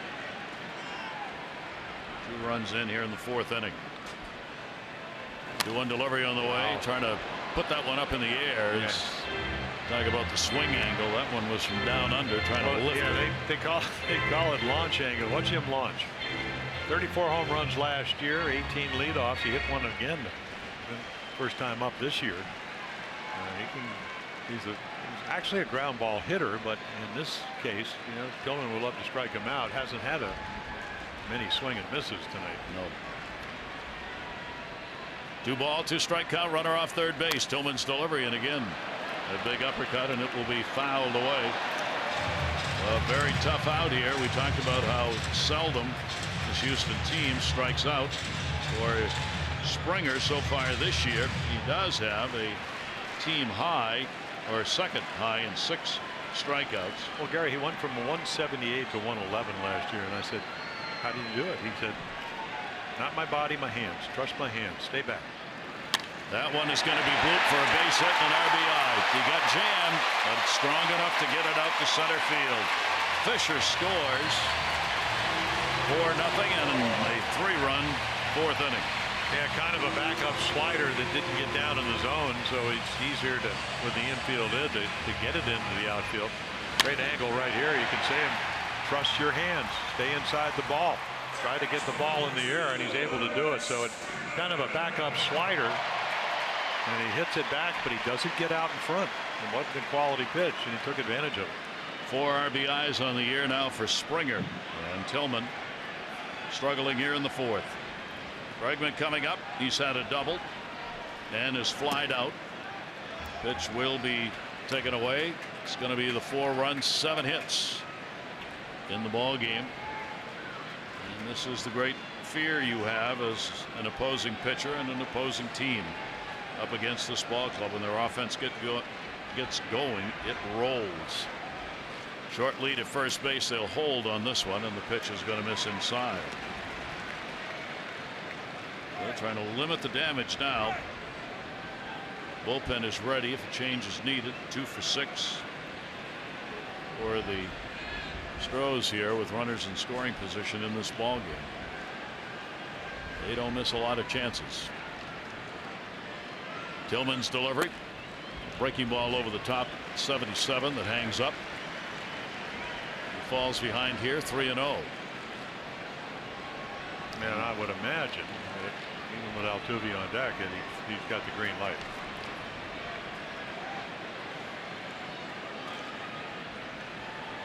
Springer off first base. 3-0. Runner not going and the pitch away. So the inning continues, and for Chris Tillman, problems galore. 2 on now with Springer down at second base. Bregman on. Showalter sends Caleb Joseph out to the mound. Manny Machado will come in. Yeah, so there's one of your 6 visits other than making pitching changes. Well, you can see again 70 pitches, only 37 strikes, 33 balls, so it's not the ratio you want. You know, other than Bundy, what the Orioles did in spring training is they actually backed them off a little bit to get them to be stronger, and Gosman, his velocity was 3, 4, 5 miles per hour lower, and it's almost like he said maybe I had too much extra time. And I think that's true for Kevin. Yeah, well, I mean, it could be for a lot of guys. Gasher didn't pitch as well as he wanted. Yep. Bundy, of course, Bundy pitches pretty well because he's Bundy, and he's got a great feel for pitching. So Altuve with runners on at first and second base, fielder's choice, and he's grounded out. Tillman will work to him, only 1 away, and a towering pop-up. It'll be behind the mound. Machado. Infield fly rule in effect. Altuve is retired. Altuve is only 4 for 22 lifetime now off Chris Tillman, and a big out recorded. Oh, was able to get on in his fist because he stayed behind the ball and he got it exactly where he wanted to. That's what you're looking for. Soft pop up. Of course, Altuve the best hitter in baseball for the last 4 years as far as the most hits. So the 24-year-old will stand in. Davis, Correa coming out, the toe bruise. Davis came to the plate in the 3rd inning and grounded out. Comes to the plate here with runners on at first and second base with now 2 down. 3 runs in. Gonzalez led the inning off with a home run. Fisher got an RBI and a triple, and Springer got one on a single. And Tillman trying to end it right here. And the breaking ball. Joseph goes out and stops it. Pretty good curveball. I mean, I know it was out of the strike zone, but that's the kind of break that we're used to from Chris Tillman. Got him out on a changeup the last time up. Ground out to 3rd. Davis waiting on it. Will foul that one. And there's another one. Young hitter. Again, he probably doesn't know a whole lot about him because he wasn't in the regular lineup, but I can tell you right now, not too many high draft choices can't hit the fastball. Change ups and curveballs. Haven't really had much of a slider or cutter tonight. Haven't seen a real good one. Runners off first and second. 1 ball, 1 strike delivery. Fisher will take it, and it is at the knees in there for a strike. It's one of those where the batter was hoping that maybe the umpire would give him the benefit of the doubt because he knew it was real close, that he doesn't get it. Yeah, that ball probably right around the knees, and of course big strike zones in Baltimore in the Twin Series. And that was pretty much always a strike from the last 3 games in Baltimore starting out. Well, Keith, tonight you're right. And that ball off the corner out of his hand, so didn't even bite. So Davis works the count to 2 balls and 2 strikes. 75 pitches you see already thrown by Chris Tillman in the ball game. And I think what's scary, I mean, right now the pitcher choice is, curveball he doesn't throw for a strike much. It's that slider or cutter, but he hasn't really thrown many. And again, you make a mistake with it, it'll be 7-0 in a hurry. 2-2 delivery on the way and a ground to the 3rd. Another big hopper, and the tag is put on to get the lead runner Springer. That'll do it, but 3 more runs in. They do it on 4 hits and leave a couple on base.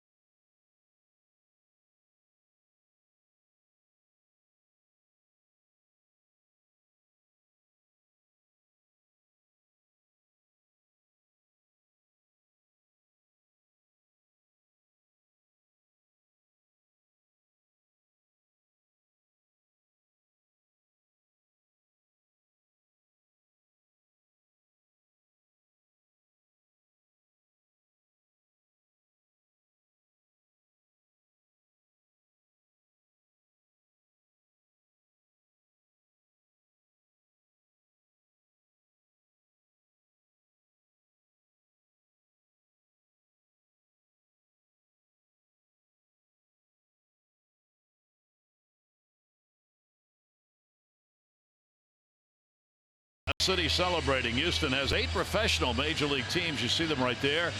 The Texans, Rockets, Dynamo Soccer, the Dash Soccer, the Scrapyard Dogs. That's in the Professional Fast Pitch Softball League, Women's League, the Comets, SaberCats, and they've won some championships here. First World Series winner, of course, of these Astros. The Dynamo won Cup in 06 and 07. Rockets for the NBA title, 94-95, and the Dogs won that Fast Pitch Softball Championship last year. They play as an independent team this year. And the Comets won the WNBA title, 7-9, 7-98, 99, and 2000. So some of the championships here in Houston. How about the Oilers? Did they ever win in the AFL? No. Houston Oilers. Houston Oilers. Is that the way it went? That's the way it went. And the pitch. Charlie Toller, I think he's about 4'9" and weighed 240 and the blocking back. Yes. Yeah, I mean it's the bowling ball. The old AFL. Switch on in the infield. A 4-0 lead. Orioles have had only a couple of hits in the ball game. Alvarez has drawn the only walk surrendered by the 34-year-old Morton in the ball game. Joseph and then Davis will follow for the Orioles. Orioles offense, real tough time here in the first 4 games to this point. The Orioles were retired in the ball game yesterday 1, 2, 3, 7 times, 7 out of the 9 innings. Well, how about Barrios? 49 pitches to get through the first 5 innings. First complete game of his career. The Orioles shut out in that one. That pitch is going to miss. Well, you're 62 hoping, thrown so far. Yeah, you're kind of hoping maybe the long inning. If Morton's been real good, it might unsettle him. Usually you come out and make sure that you get those 9 warm-ups and use them judiciously. Swing and a miss as he put it down and away. Well, it's a ball. And, Pedro's not happy with himself. Again, I mean, if you're not anxious and you're not over swinging, you take it, you go down to first. I mean, what, about 8 inches off the outside corner? Now, again, he does have good stuff. Warden will get one down to first on a ground ball this time, right on the bag. Davis has got it. Alvarez is retired. Orioles fans, when the O's score 5 runs or more, get 50% off regular menu price online orders at papajohns.com with promo code Orioles5. Better ingredients, better pizza, Papa John's. 5th inning and 1 down. Caleb Joseph on a big defensive play. The Orioles had a chance, bases loaded, 2 down in the 2nd, and Caleb stung one to first base, but positioning at first, right where the first baseman Davis is now, is where Gonzalez was when he was playing there. The line drive went right into the glove. Yeah, he still had to move a couple of steps, made a terrific play, backhanded grab. Otherwise, the Orioles would have taken the lead. Breaking ball will miss. Morton here at home last year loved pitching at the home ballpark. He was outstanding as he finished up here at home with a much better record than he had on the road. 11-3, 3.07 ERA, 118 strikeouts, and 108 innings. Here Minute Maid hit hard again, down the line and foul. Well, the numbers you talked about with the Astros, so much better on the road. I mean, 53 and 28 versus 48 and 33 at home.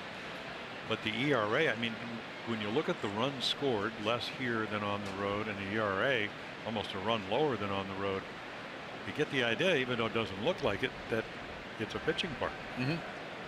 You walk in and you go, short porch and ball carries, but like you said, the roof is usually on, and maybe the characteristics change when that's the case. And it's deceptive because of that left field line right there at 315 in the scoreboard. Once you get beyond that, this is a fair ballpark. And it used to be bigger in center field. They used to have Tal's Hill out there, and they took that out. And an uppercut, strikeout. Yeah, there's the breaking ball. 2-2. Still got a pitch to work with. Just strike the ball, and that's what you work on in the bullpen. And again, this is so much like Jose Barrios, Barrios of the Twins, because that's almost the identical breaking ball that he exhibited yesterday. 5 strikeouts, only 1 walk by Morton. Chris Davis, the leadoff batter. He is 0 for 2 in the ball game. He's flied out, grounded out. Where Chris, tough ballpark for him over the years. He's only hit 169 here, and he has never had a home run in this ballpark. Morton's delivery, and he really got him down and in on that one.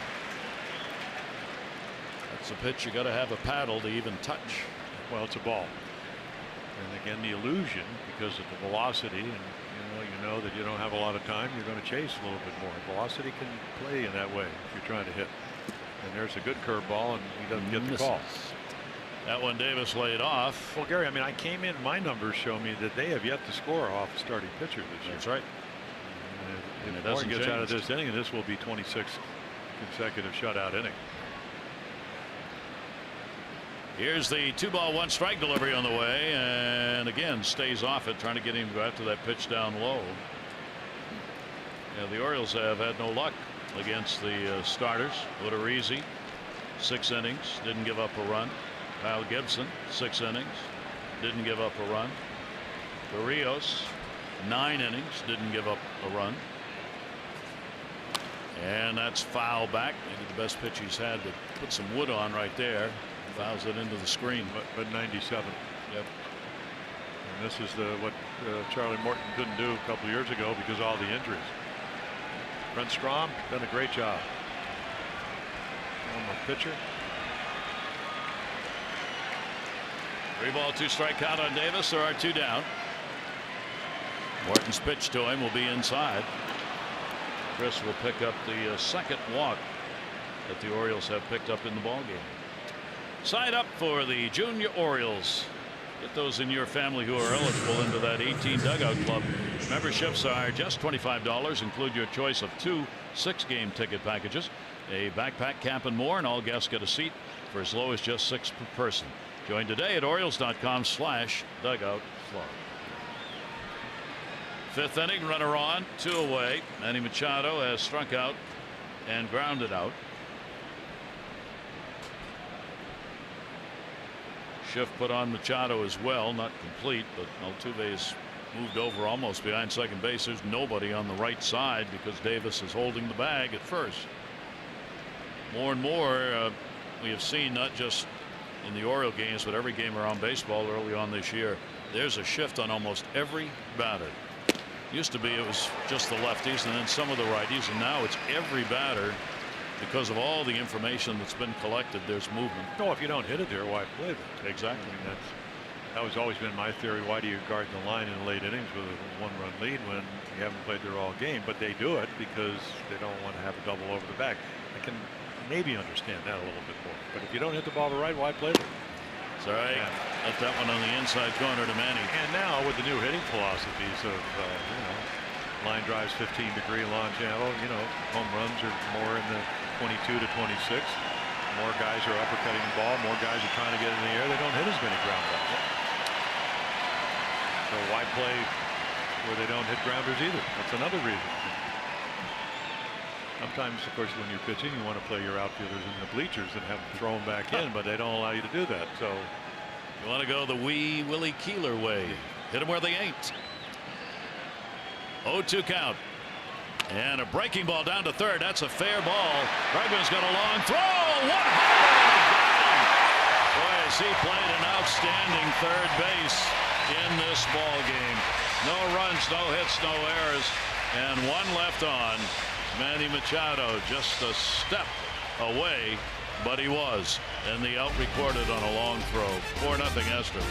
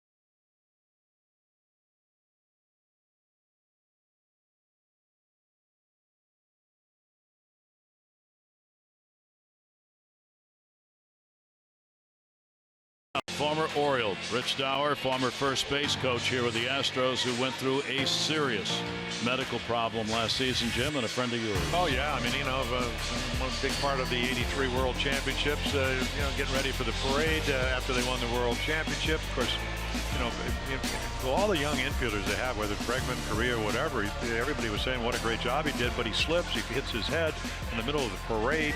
All of a sudden, starts losing consciousness. They rush him to the hospital. It was a confluence of, getting him to the hospital quickly. I think it was maybe Southern Methodist or whatever. The brain doctor, surgeon is in the next annex. They come over, 3% chance of surviving a hematoma to the brain. And we saw him at fantasy camp. Yep. He's typical Richie Dower. Obviously very emotional because, they really treated him well here. So happy to see him back out on the field. Chris Tillman has gone the distance here for the Orioles as we go to the bottom half of the 5th inning. Josh Reddick at the plate. Reddick will take the pitch away. Tillman came very close to being out of the ball game in the 4th inning. 3 runs on 4 hits, but able to work his way around it. Now Reddick with the opportunity. He's drawn a walk and he has grounded out. Tillman needs a good quick inning here, and a towering fly ball down the line and right, headed towards foul territory, and a souvenir. Yeah, I think another reason, and we saw it yesterday, Gosman was able to pitch 4 innings. You need long men, and with Mike Wright, who hasn't pitched a lot, going to be the scheduled starter tomorrow with Bundy on Wednesday. I think Buck Showalter would like to have Tillman hopefully get through this inning, or maybe another one. Figuring that the bullpen might indeed be taxed here in this series. Pitch count at what? 78, I believe. Tillman's delivery to him, and will miss a little bit away. Not biting on that one. Yeah, I think he's more comfortable pitching to lefties. But against the righties, when he tries to get the ball down the way, that's when he starts spinning. So let's see if he can hit the outside corner here. That one will be fouled off the other way, so he's had a couple of foul balls down each line here for Reddick in this at bat. Reddick will be followed by Gonzalez, and then Evan Gattis will be due up. We talked about new players, and of course, he signed a 5-year deal here last year. I mean, never hit over 300 till last year. Strikeouts came down significantly. Gold Glove outfielder. Hit 314, only 13 home runs, and 1 year hit 30, but he had the best offensive season of his career last year in hits, doubles, at 314 batting average, the best he's ever had. His highest slugging and OPS numbers put it all together in the championship. Houston Astros came in, and another one ripped into the seat, so he's having a good time providing the folks with some baseballs to take home. Well, and if you're Chris Tillman, you don't want to walk him, so he hasn't really gotten the changeup where he wants to, so he's just whacking it foul. But again, don't want to walk him. Want him to put it on play, and you hope you'll make a quality pitch so he will not end up on base somewhere. 8th pitch of the at bat coming to Reddick, and he will earn the walk. 4th walk surrendered by Tillman in the ballgame. Get game alerts at a higher level. Sign up for the new and improved Orioles alerts on Facebook Messenger. Receive in-game highlights, exclusive signed giveaways, new all-access segments, and much more. Sign up at facebook.com/BassettOrioles and send us a message today. Join us now on Facebook Messenger, and that'll be it for Tillman. So Reddick draws the walk to lead off the 5th inning, and the Orioles will go to the bullpen. Chris Tillman in his first start coming out with Houston leading 4-0.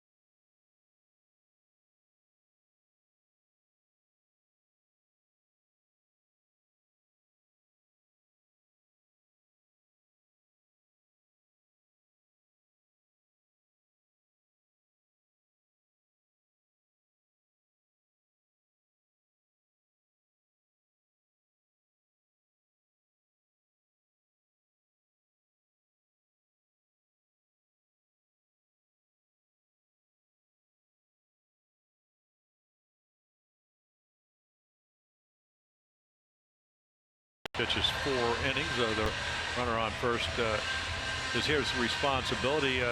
And now our Jiffy Lube pitching change. Jiffy Lube stores now do brake services. Stop in and let Jiffy Lube perform a free brake inspection today. So Castro, 1 inning this year, and it was a good one. 97-98.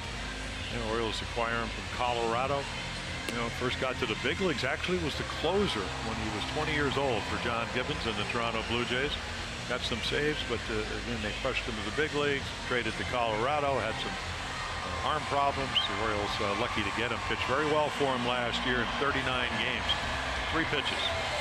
Struck out the last hitter the other day. It's Chris Tillman. Tough to sit down when you don't pitch as well as you like. Well, not the outing that he or the Orioles had hoped for in this ball game in his first start of the season. So Castro on in relief, 23-year-old right-hander. He will work with a runner on at first base. Nobody out. Leadoff walk picked up by Reddick, and will pitch to Gonzalez. Arwin Gonzalez, who started at first base, moved to short, and Correa came out, bruised toe from the last series against Texas, bothering him tonight. Not going to risk it. And the pitch will miss inside, 96 miles an hour. Gonzalez a home run his last time up, first of the year. Yeah, they're going to see a little more velocity now. You could see Gonzalez in a jump back. It's not what he'd been seeing from Tillman as far as the speed is concerned. Miguel is 6'7". I mean, he is a string bean. I saw him walking across the street coming to the ballpark early today. I mean, it looks, the Wizards are in town to play the Rockets. He could certainly suit up, and I don't know if he can play basketball, but at least he could sit on the bench and look like one of the guys that plays for the Wizards. The autograph collectors were having a great time last night because the Orioles came in, and right behind them came the basketball team. Runner goes. Here's the throw. Caleb on the money. They've got him. Good throw, and the tag put on. Caleb Joseph with the big release and gets Reddick. Yeah, it also helps to get the ball in a hurry right there. Perfect throw. Just make a throw. Get it down there. Nice tag. There is Beckham. Shift was on, so Beckham covers. That's the third baseman. Yep. With the 2 to, well, really 2 to. It's 2 to 5. 5, but it's with a put out at second. Yeah. The scorecards aren't what they used to be when it comes to. And a swing and a foul tip that is held onto by Caleb, so a strikeout on Gonzalez. Yeah, Miguel's slow spring. They thought he might start, had some patellar tendon problems, maybe a little bruise on the fingernail, but this is a changeup. So again, when you throw 9, and we've seen this from Morton tonight, 96, 97. I don't know if he can start at this point yet. I think down the road, but he's going to have to work on his command, and again, did such a good job. He doesn't have to. I mean, when I came up, similar arm. You don't have to make perfect pitches. You got to throw enough strikes so when you do your, get ahead, you can throw that changeup, and he's got a good one. Evan Gattis stands in, bases empty. Gattis will foul that back into the screen. Castro has worked against this team only a couple of times in his career. Only 2 1/3 innings against the Astros. And they have not had any time to see him in the past. Yeah, and Evan Gattis has 98. Try to add another run, home run swing. Delivery to him will be taken away. 2 down, nobody on here in the 5th inning. The Astros getting on the board with the back-to-back doubles by Springer. Bregman in the 1st inning. They picked up solo shot by Gonzalez in the 4th. Added in that 4th inning a Fisher triple and a single by Springer. Taking the 4-0 lead, out hitting the Orioles 7-2 so far. The Orioles best chance, 2nd inning, bases loaded, 2 down. Joseph stung one to first base. Gonzalez, who was playing there at the time, caught the line drive. And that has really been the only chance the Orioles have had in the ballgame. And we'll get on top of that one, foul it back. Well, good late movement in 96. Again, I can see certainly trading for a guy with an arm like this at his age. I mean, the Orioles made that trade. He was only 22. He had 35 starts in the minor leagues, but they were some time ago. 2015, when he was with Buffalo, he had a start, and then only 1 after that. So he has been working out of the bullpen. Talk about stretching pitchers out, getting them back into starting position. That's what they would have to do if That becomes, as Jim says, a consideration for Castro. 3 ball, 2 strike count. Defense goes straight up here. Gaddis fouls it off outside of third again. Yeah, there's just so many more difficulties when you start about fielding your position, holding runners. Can you get both lefties and righties out? Because obviously they go into Yankee Stadium. Well, you see a lot of righties because of their lineup, but they can platoon. And then, of course, I think you're more spontaneous when you're in the bullpen. You don't have to worry. What do you do the 4 days between when you don't pitch well? That ball, broken back ground ball. It's going to be a tough play. Scope with that big arm needs it, and he got him. So only 3 come to the plate here in the 5th inning. It remains the Astros on top, and our M&T Bank do-ups: Scope, Jones, and Mancini.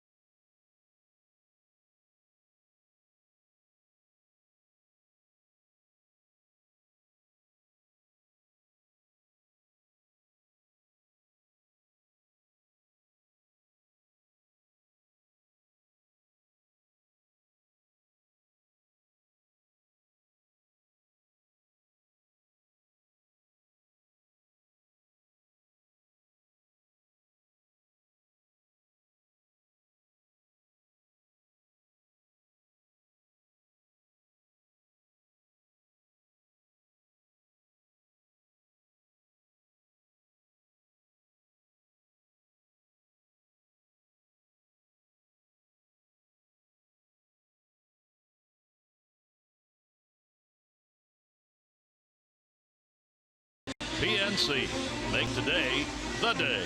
And by the hotels at BWI.com. Minutes from BWI Marshall, Amtrak, and Interstate 95. Discover the convenience of the hotels at BWI.com.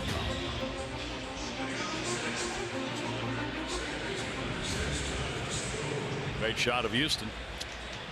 And the Astros celebrating the World Championship. They'll do it again tomorrow. In fact, they'll have celebrations throughout this homestand, but tomorrow's ring day. Rings will be presented to the players. One of them being, of course, Mr. Morton, who finished up the season with those final big 4 innings to capture the World Series championship. The Orioles need to get some bats going here. And there's been another ball game where just have not been able to get people on base. Well, you're about 2 hits. Yeah, I mean, you're certainly in touch. They got a good bullpen, some new faces in it, but it's only 4-0. Jonathan, a chopper.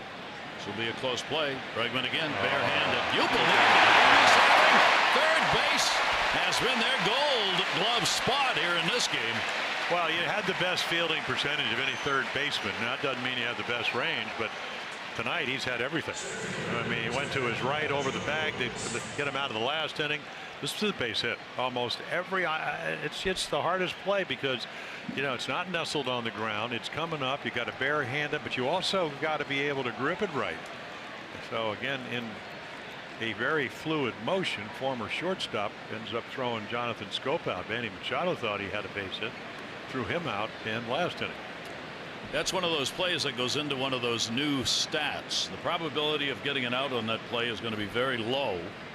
So you get a plus for making a play like that, and it's outs above average that that count up during the season, and that's one of those that would fall into that category. He's had a couple of those. In fact, he had one against Manny Machado that ended the 5th inning, and now he's got one against Scope to start the 6th. Base hit into right field, Adam Jones. So Adams got 2 of the Orioles hits, a couple of singles, as he is 2 for 3 in the ballgame. Well, the Birds host the Cleveland Indians Friday, April 20 through Monday, through April 23rd. We're not going backwards. On Sunday, April 22, celebrate Earth Day at Oriole Park. Team takes the field. Special Earth Day jerseys and caps. The first 20,000 fans 15 and over get an Earth Day tote bag presented by MLB Network. Tickets at Orioles.com. Yeah, the mighty Indians, the only team that won more games in the American League than the Astros last year. Except when it counted. Yeah, except when in the playoffs. They will be right there, I would believe, in contention again. Well, although the start hasn't been what they'd like, but it's only second series getting underway. Well, they didn't start out as well as they would like last year, but then again, in August they had a 22-game winning streak. They got to do 102 wins. That'll certainly get you over the hump a little bit. I mean, it'd be all downhill if you started off the year with a 22-game winning streak. Trey Mancini. See if the Orioles can do something with it here. 22-0. Yeah. Sort of look forward to. Brad Peacock up in the bullpen. Yeah, well, 10-2 as a starter, 3-0 in the bullpen. 13-2.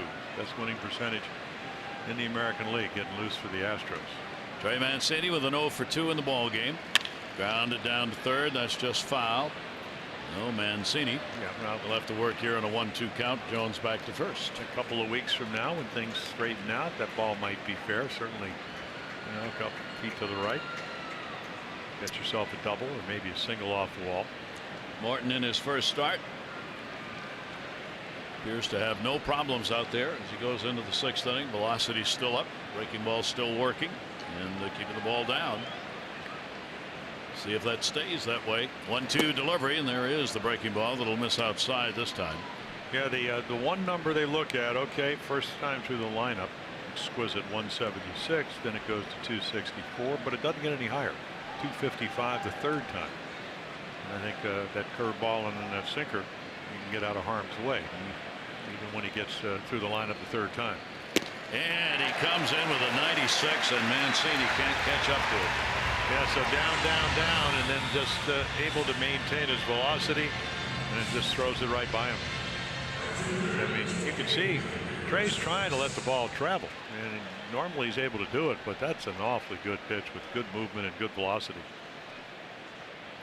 So he gets the strikeout when needed.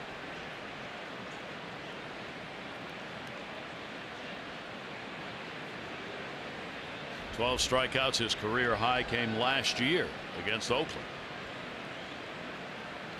Breaking ball will miss outside. Kobe Rasmus hit by a pitch and is struck out. Bregman will stay over there on the left side at third and play in. Shift on by the others in the infield. There you see the alignment. The Orioles. Adam Jones on at first base. There are 2 outs. Rasmus will take the pitch away. He came in with the best numbers against Morton with the 0 for 1 tonight. He's 7 for 15 with a home run off the right-hander. Morton trying to get through another one of those ball games we talked about that he had last year. He was able to go 6 innings, not give anything up, swung on and missed, moved back inside. Yeah, that's a changeup, and hadn't thrown many of them. That one was belled high in the middle of the plate, so he knows that was not where he wanted to throw it. Got away with it though because it was a fastball count. Orioles out hit 7-3 so far, being outscored 4-0. Towering pop up, not deep. Right field. Reddick. It's underneath it and puts it away. No runs on 1 hit, no errors, and 1 left on base. A 4-0 Astros lead.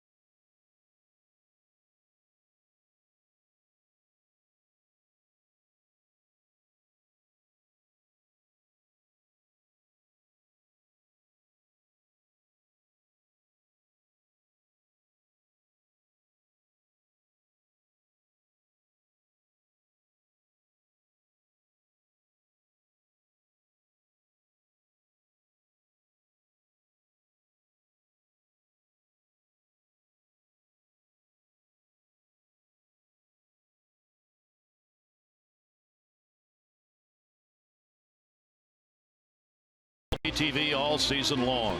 Sign up now through April 2nd at T-Mobile.com/MLB. Jim Palmer, I'm Gary Thorne. Things don't move quite that fast in Houston, but close. Ballpark downtown. Yeah, you know, of course, when you can't come to Houston after what happened in August last year and not think about all the displaced people, so we hope that things are settling down. I know it's a long ride, so you know, again, this is down over 2 million people, and a lot of them displaced with what now they call what, a 500-year storm. Yep. And a lot of them not being able to go back to where their homes were previously. It's just too dangerous water-wise. Pitch will be taken for a strike. And also Castro on the mound. You know our good friend Phil Wood. I believe I got a little text. The 1960 and 1961 Oilers on the AFL title. But they're not here anymore. Right? No. But they were here. Well, they were here. Yeah. Let's not forget about the old key. No. Old things. We have to be able to keep them alive. For our sake. For our sake, we have to do that. Right. Yes, we do. Keep old things alive. That's my new motto. Beat the Chargers back-to-back years. Bum Phillips. Wasn't it Bum Phillips? He might have been later, I think. Was he later? He might have been with the Houston Oilers. Yeah. He was my favorite. For no particular reason. Didn't he have the cowboy hat and all that? Yes. And that one's going to be foul back. McCann with a base hit and a walk. He scored a run in the 4th inning. 3 runs, 4 hits in the 4th. Run on 2 hits in the 1st inning. And the Astros then have left it to Charlie Morton, who has held the Orioles down. Castro on to start this inning after coming in the last one. Tillman ended up giving up the 7 hits and 4 runs in 4+ innings. 1 home run picked up by Gonzalez. And these are the games where the bullpen going to have to work some extra innings. That ball just laid into left field for a base hit in front of Mancini, and McCann's perfect on the night with 2 hits and a walk. Well, you know, he's hit 20 or more home runs 10 times, and this is his 13th year. But he's going to hit 300 if he goes to left. You know, of course, starting with Atlanta, went to the Yankees. They thought he'd hit a bunch of home runs, which he did in New York. But he very rarely goes to left. But both of those hits, a pretty good pitch, and but not the kind of result I think that Miguel Castro wanted because of the approach. They've had the leadoff man on now for the 6 innings. Here is Fisher. He has singled and tripled in the 9 spot, trying to catch up to the fastball and does not. And if you throw a guy a 97-mile-per-hour fastball like that, he swings what's in the glove. You don't need to throw anything else. You may want to bring it inside or whatever, but you know, I'd make sure that he's going to have to get through this at bat trying to catch up with my number 1. Let's see what Castro does with him. He'll be outside with that. At triple, only the 2nd of his major league career, which only up to 56 games played at the major league level, but we've seen him get around the base paths in a hurry. I think that's why they kept him on the postseason roster, because of pinch running, and of course you're playing a National League club, the Dodgers, and again that's the heat. Yeah, he's not catching up with it, and that's what you try to read, whether you're Caleb Joseph behind the plate or a young 23-year-old righty out of the Dominican. Same spot, same result. Now, as you say, don't speed his bat up. No. Now you can throw him a breaking ball, but it better be strike the ball, because if it ends up ball to strike in the middle of the plate, that's when you can throw the long home runs. 1-2 delivery on the way, and he just kept coming with it at 95 on that one. Yeah, that's what it's all about. Hard heat. And the hitter will tell you. You can watch all the film. Young hitter. Miguel Castro. I mean, he's got 3 pitches, and they're pretty good ones. But you don't teach this one. I mean, he was born with this. And you can teach the demand, you know, the wind up and the ability to be able to repeat it. But he's got a live arm. And like I said, Orioles are lucky to have him. And here is George Springer, leadoff batter. Big part of this ball game, as he was in most of them last year. Double and a run scored in the 1st, single, RBI picked up in the 4th inning for Springer. Now a runner on at first base with only 1 out, and again, because it's McCann, who's not fast, Davis will play off the bag a couple of steps, give himself a little better chance fielding wise. And a breaking ball. He was swinging to the fastball. As he was. He started swinging when Miguel started throwing. Of course, we've seen some swings like that off of Charlie Morton tonight with that big sweeping breaking ball. Let's see what he comes after him with here with a 1-ball-1-strike count on Springer. And that one he moved inside at 88. Yeah, that one backed up a little bit, and he was waiting, and by the time he swung, it was already by him. And these are the kind of pitches where you see why Castro, throughout spring training, was being given consideration as to whether or not you wanted to try and turn him into a starter. And that remains an issue. Not an issue, but just a question. And he came right back in there at 98 to get him. That's 3 strikeouts. Well, Fisher couldn't catch up, and radar gun its own. He swung at it. Even though, I mean, that's just 98 with great finish. Must have been watching Charlie Morton because he's thrown a couple of those pitches tonight. So Bregman comes up with a runner at first, but now there are 2 down. He's had an RBI with a double, drawn a walk, and he is flied out. Start him out with a pitch that's going to be down and away. Alex Bregman's job tonight, well done, has been his play at third base. Outstanding plays to retire Orioles, not allow them to get an inning started.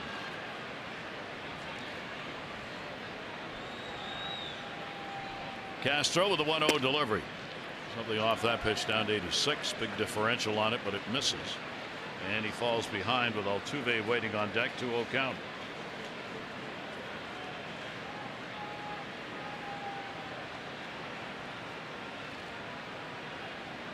They will give Bregman the middle of the infield. Positioning wise. Tries to jump on the heater. Yeah. Well, he's got a very short stroke. Compact guy. You know, and the ability of the 19 home runs, and he can pull the ball. Get to the ball up and in, and with a very short stroke, and keep it fair. Did it in the postseason. With 4 home runs in the postseason. So what do you had? Springer with 5, 4 of them in the World Series, or 5 in the World Series. You had this kid with 4. And that's pretty close, but not close enough. He was 3rd in the league and on OPS, the on base plus slugging. It gives you some power and will score some runs getting on base. Count here 3-1. Runner off first base, 2 down, and we'll take the pitch up high. Yeah, I mean, he had no intention of swinging anything but a strike, and he didn't get it. So now you get Altuve to the plate, and that's how you score more runs. You get on base for the guy behind you. You talk about it all the time, but they just did it. Runners on at first and second base. The Astros have been retired 1, 2, 3 only once. That was in the 3rd inning. They've had people on base, and they've gotten home 4 of them. 2 down, 2 on. Altuve will take the pitch on the outside corner for a strike. Fielder's choice, pop out, ground out for Altuve. 2 for 8 in the opportunities in the ball game for the Astros.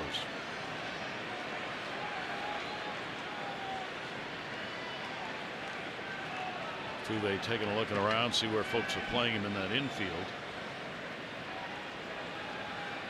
And a timeout asked for it as he will step out. Altuve, one of those with a big number, runners in scoring position last year, hit .303. This team had so many hits, so many people on base. They had just a ton of chances. Well, he's hitting 300 lifetime with runners in scoring position. So last year they had 8 players who had over 100 at bats with a runner in scoring position. That's unheard of. That's what happens when you don't strike out. Oh, we as saw a team. Yeah, McCann started the inning by taking a 2-strike single soft string to the left. Reaching, he's going to get a base hit into right field. Rasmus has got a long run. McCann's going to score. They'll stop the runner at third, and it'll be Altuve with a double and an RBI. 5-0 Houston. Well, how do you get 200 hits unless you can hit everything? And here's a young guy. And the end of the day, I mean, this is a pretty good pitch. It's off the plate, but if you're trying to hit a home run, and he can hit home runs, but if that's your approach, you don't hit that pitch. So he just pings it down into the corner.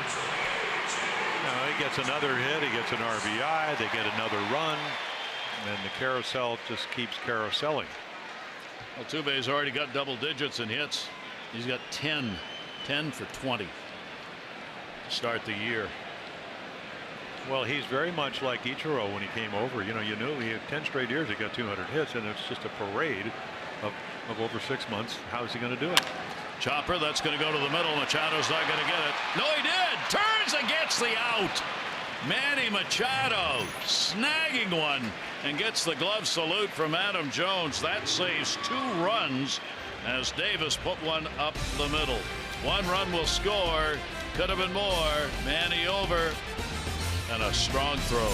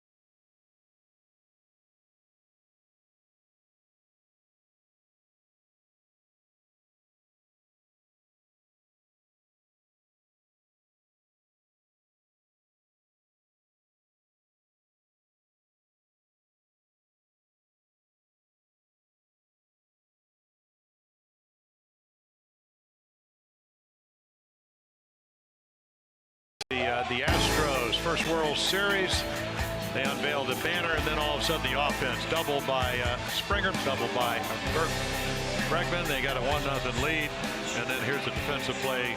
Gonzalez robbing a 2-run single from Caleb Joseph, then hits a home run. Exit velocity almost 100 miles per hour. So again, the party continues at Charlie Morton, along with all the other starters against the Orioles, yet to give up a run. Pitches well. Pitch count gets to 91, and those are your Geico highlights. 15 minutes could save you 15% or more on car insurance. Visit geico.com to see how much you could save. One of last year's hero, Brad Peacock, whether it's the postseason, 13-2, 10-2 as a starter, 3-0 in the bullpen.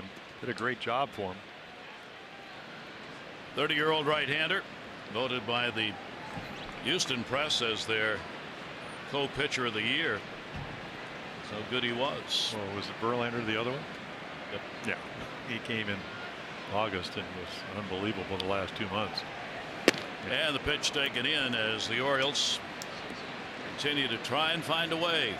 5-9-0 for the Astros, 0-3-0 for the Orioles. Tim Beckham leading it off against Peacock. He has struck out and grounded out. Down to third, hit hard. Bregman in the dirt. Nice play made by Davis at first to scoop that one out. Bad throw comes on one of the easier plays he's had in the game. You can watch every out-of-market regular season game live at home, in the office, or on the go with MLB TV. Your subscription includes MLB At Bat Premium, allowing you to watch live baseball on your favorite supported devices. Blackout and other restrictions apply. Visit MLB.tv for details. Well, Brad, Peacock, another one of their pitchers who he was traded from Oakland, originally sent with the Nationals, but he hit problems, had it operated on. All of a sudden velocity went up, better slider last year, and he really pitched well. So even a couple of fastballs, knuckle curveball on occasion, but anytime you go 13-2, which led the American League in winning percentage, you've had a year. Pedro Alvarez. Houston is one of those ball clubs relying heavily on the analytical numbers. When they take a look at players, they have cut back their scouting staff substantially, and the analytics play a lot in it, and they've gone out and found players like Peacock whose numbers they believe can be made positive. Another nice pick at first base. Yeah, Gonzalez Davis helping the cause out here. Well, you've had, again in the last 2 innings with Morton and now Peacock on the mound, you've had outstanding, probably 4 or 5 outstanding play, a couple by Bregman, and then right here, this is your shortstop who started out as your first baseman, already homered. So again, I mean, that's not an easy play, but Davis, 3rd round draft choice, you go get him. He hits home runs and also maybe pretty good hands over at first. So 7th inning, there are 2 down. Caleb Joseph coming up, looking for his first hit of the ball game, and a swing and a miss as Peacock throttled back to 81 miles an hour on that one. Yeah, that was the pitch du jour in 2017. That was the equalizer. Shift put on against Caleb. Outfield shaded to right. Tried to get one to bend, and it stayed in. Another guy, I mean, he did not start any games, but 7 1/3 innings and only 4 hits, couple of runs in the World Series. So an integral part again of their march to a World Championship. Count 1 ball 1 strike. Caleb will launch that one down the line. Should stay fair. Takes just foul. Just missed an extra base hit. It's when you're hitting in tough luck. You hit a 2-run single that Gonzalez robs him of, and then you get one of those hanging sliders and you hook it. It's very much like Fenway Park right here. And what, about 3-4 inches foul. So easily could have had a 2-hit night. Not to be. Not to be. The baseball gods have not been shining on Caleb Joseph here tonight. Orioles bullpen active. Richard Byer, the left-hander, is throwing. Castro's worked 2 innings actually. And Roger McDowell talking to the skipper now as they plan how they're going to work their way through this ball game.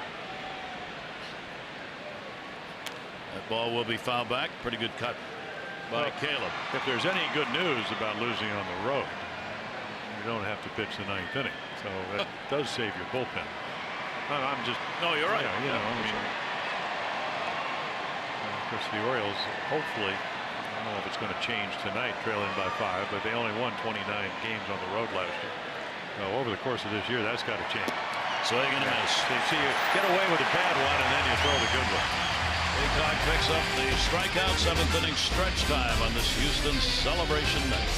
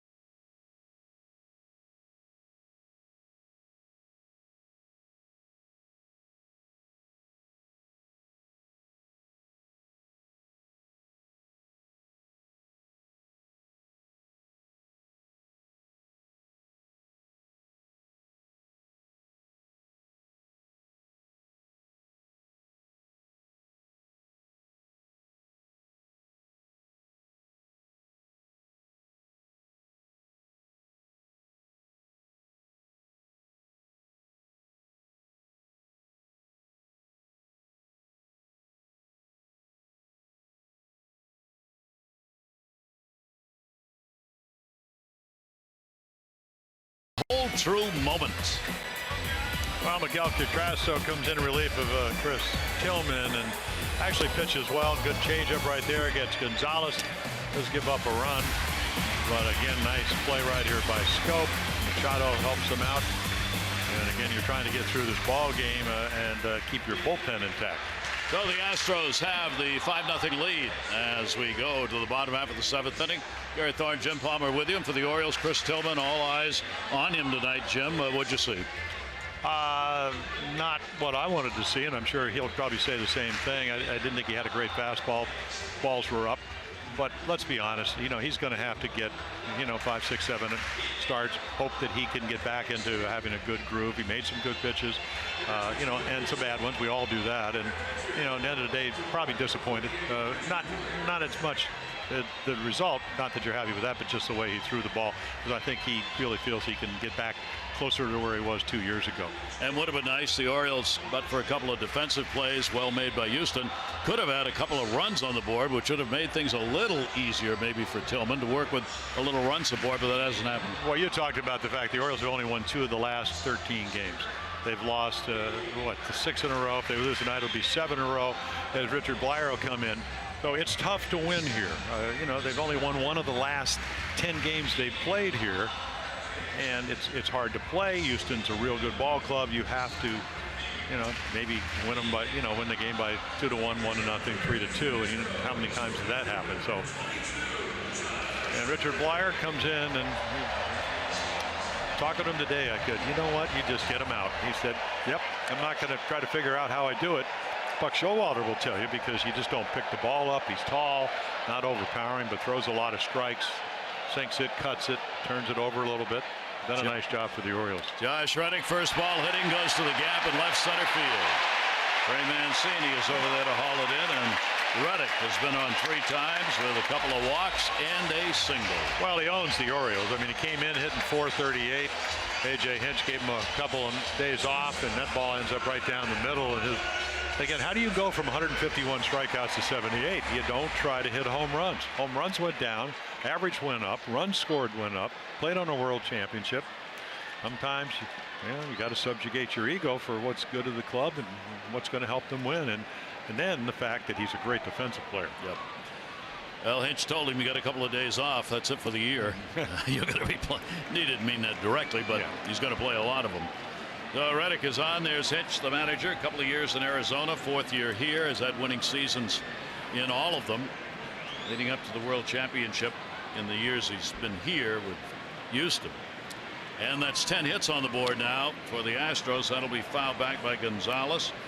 Gonzalez picked up his first home run of the year in the 4th inning. He has grounded out and struck out. Castro leaves the ball game, a run on 2 hits over 2 innings. He walked 1 and struck out 3 in the left-hander Bleier. The Orioles' 3rd pitcher used. Tillman, 4 runs, 7 hits over 4. Chris did not strike anybody out, gave up 4 walks. And the throw over with Reddick just kind of leaning back into the bag. Yeah, Buck Showalter was talking about Ben Morthen before he went to the Phillies. He was one of the analytical guys that said, hey, these this guy's, put him on the radar. And then Buck said, hey, the hitters would say, we just don't see the ball. Not that he's overpowering. I mean, isn't Steve Carlson out there, not throwing 96 with the best slider in the world, on his way to 329 wins. But he gets people out, and he's not, he was a starter in the minor leagues. Didn't start last year at AAA Norfolk, but pitched real well, then came back to the big leagues and posted real good numbers. And he can pitch multiple innings. And the Orioles need that out of the bullpen, as they have seen in past years, with the starters not going deep, and happening again here in this ball game. 1 ball, 2 strike delivery. Turns around on that one and fouls it off.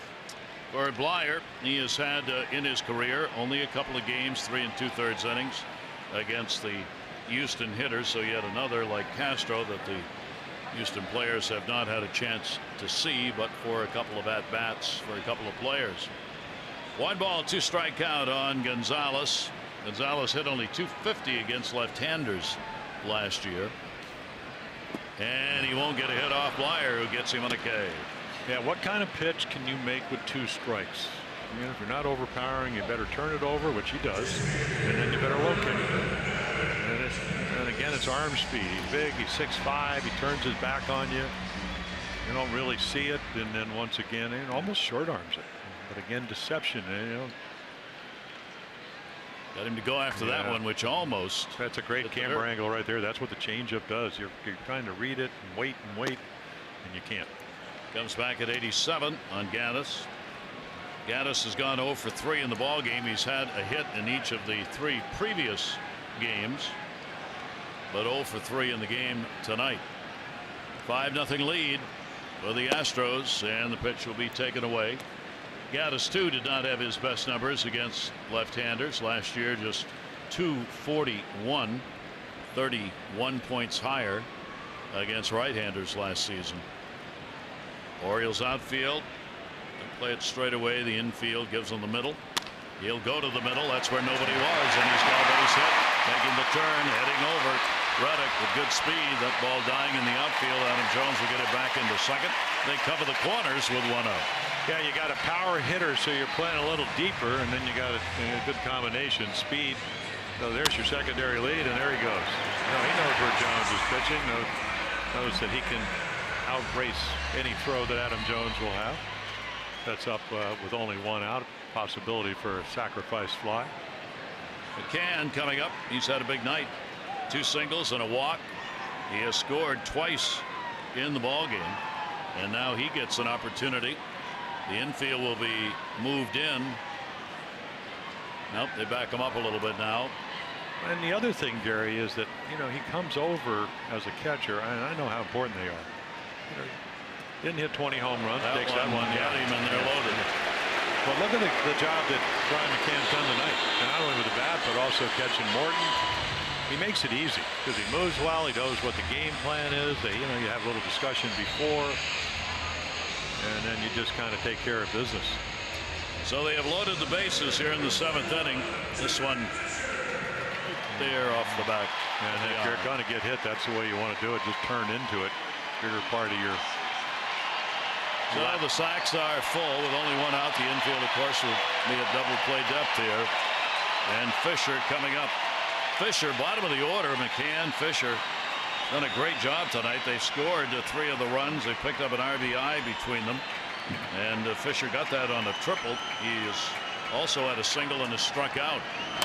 Left-hander against left-hander, fouled away. And played all every day in the minor league. So this again, if you're AJ Hinch and you want to find out if he can hang in there against the lefties, why not do it when you have a 5-0 lead? And he's a good defender, so hopefully he'll be able to. I'm not sure he'd be easy to double up because of the speed factor unless he hits it hard at one of the Orioles infielders. Left-handers at 235 off Blyer last year. The right-handers at 273. So trying to just blow this game open. They've got 11 hits on the board now with a 5-0 lead, and Reddick, Gaddis, and McCain occupying the bases here in the bottom half of the 7th inning. Delivery to Fisher. He'll slam it to right at Rasmus. Runner tags. Here comes Reddick. Throw will be cut off. So Fisher gets his second RBI of the game and a sac fly. 6-0 Houston. Yeah, what a BB that was. But an atom ball. Quality at bat. So no Oriole pitcher escaping the run column tonight. Well, the ball ends up down the middle, so you can see, just a short stroke. Easily could have been extra base hits if it's not right at Rasmus. But it all started with a lefty going the other way, and Gaddis not trying to overswing and hitting the grounder up the middle. Ball's in. What does McCann do? Puts the shoulder in the way. All of a sudden, you got yourself another run. 3 RBIs on the year for Fisher, with 2 of them coming tonight. Springer's up, double single, 2 for 4, runs scored and an RBI. That one under the feet. Caleb able to make a stop on it. That's 11 hits, 6 runs. 11 hits in the ball game for the Astros, and they've got 2 on. Runners did not advance. Gaddis still on at second base, and McCann on at first. Breaking ball, that's in for a strike at the knees. 1 ball, 1 strike count. So the Astros putting up the kind of runs here at home in their home opener that they got on the road last year. Harris in the bullpen getting ready to come in. Yeah, another one of their mainstays, Will Harris. A little cutter in on the fist. He'll walk back across the plate with a 1-ball 2-strike count. One of the things they've talked about throughout spring training that their manager talked about before spring training even started. We are not going to be complacent about playing in 2018 just because we're world champions. And they took it to heart. Everybody's talked about it. Verlander's led the charge for the players in that regard. Let's win another one. Pitch will be taken away. Well, and you know what? You go back and look at all the games. They had a terrific year. Well, it wasn't easy. I mean, 7 games against the Yankees, down 3-2, had to come home, win it. Home field advantage played a huge role in that. Then, of course, the Dodgers, they went on the road, had to win Game 7 there. So they know it. Those things aren't handed to you. And that one in the air towards center. Adam Jones over, and we'll put it away for the out. A run in on a couple of hits to our left on base. Orioles looking for a run, down 6-0.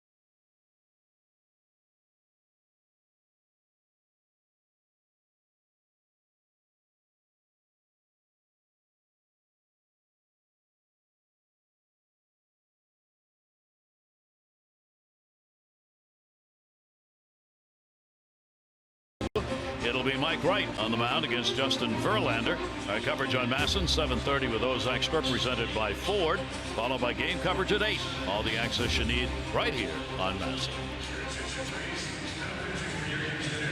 Outside, beautiful early summer evening here in Houston, and a 6-0 Astros lead. And to the Bend.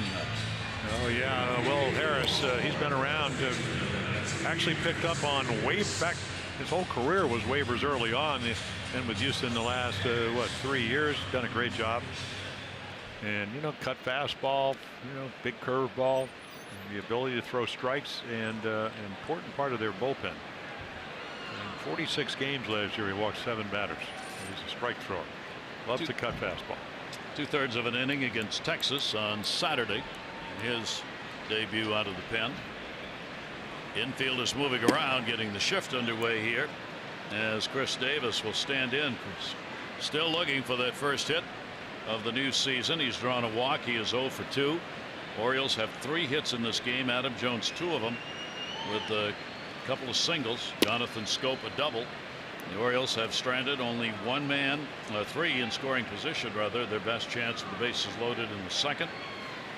The line out by Joseph. Scope got a 2-out double, and they could not move him home. That ball will be a foul outside of first base. So the Orioles continue with the struggle. They did not score, of course, in the 9 innings at home in the ball game yesterday. As Jim said, they have not scored off a starter. Their last runs coming in the 9th inning of that second game. Davis goes to the middle, and he's got his first hit of the year. So Chris Davis leads off the 8th inning with a single. The Orioles get their 4th hit of the ball game. Well, they got 6 more outs, and you know, Harris last year had some shoulder problems. There's the cut fastball, but he doesn't get it in, so it becomes hittable when it's out over the plate. Chris Davis doesn't miss it. So there you go, a little bit of what Houston's done all night long. Not over swing. That'll give the chance to Manny Machado. Thought he had a hit his last time up. Bregman down there at third base making one of his fine plays. He has grounded out twice to third, and he has struck out. And the pitch down low for a ball. Yeah, that's the hook. And you know, maxes out right around 92 miles per hour, but the movement with the cut fastball, that's the way he's been able to get hitters out over the last 3 or 4 years for the Astros. Harris with a look over to first base over the top. Sellout crowd, as you would expect tonight, with a big celebration, the unveiling of their World Series banner. And they've got 42,675. 42,675 sellout crowd. It might be some standing room only, because I think what 41 something is usually the most they put in here. They've got a lot standing out there in the outfield. You go from left center over towards center field, and there is a standing area there up by the railing. Well, that's the new, you know, when they took out Towles Hill here, they put in that whole area, and some people say that's, you know, hitters have said, well, even though they have the big AstroTurf, or I don't know if it's ivy, fake ivy, whatever it is, hitting background with a big H on it, that sometimes maybe you don't pick the ball up as well as you'd like. In fact, when the Orioles struck out, what, 42 times in 3 games a couple of years ago, they said it was hard to see. It was probably that in the amount of breaking balls they threw. Yes, not necessarily in that order. That one in the air to right. Reddick camped underneath. Runner halfway will go back. Machado retired. 0 for 4 for Manny tonight. Go beyond the stadium. Discover the sophisticated ambiance of Lido Key in Sarasota on Florida's Gulf Coast. Learn more at visit Sarasota.com. Spring training home, of course, for the Orioles. So the runner remains. Davis at first base. Jonathan Scope a double. He too has been victimized by Bregman at third base. Last time up, fine play made. Take what looked like it was going to be a single away from him. Over the top pitch will be in there. 92 for a strike.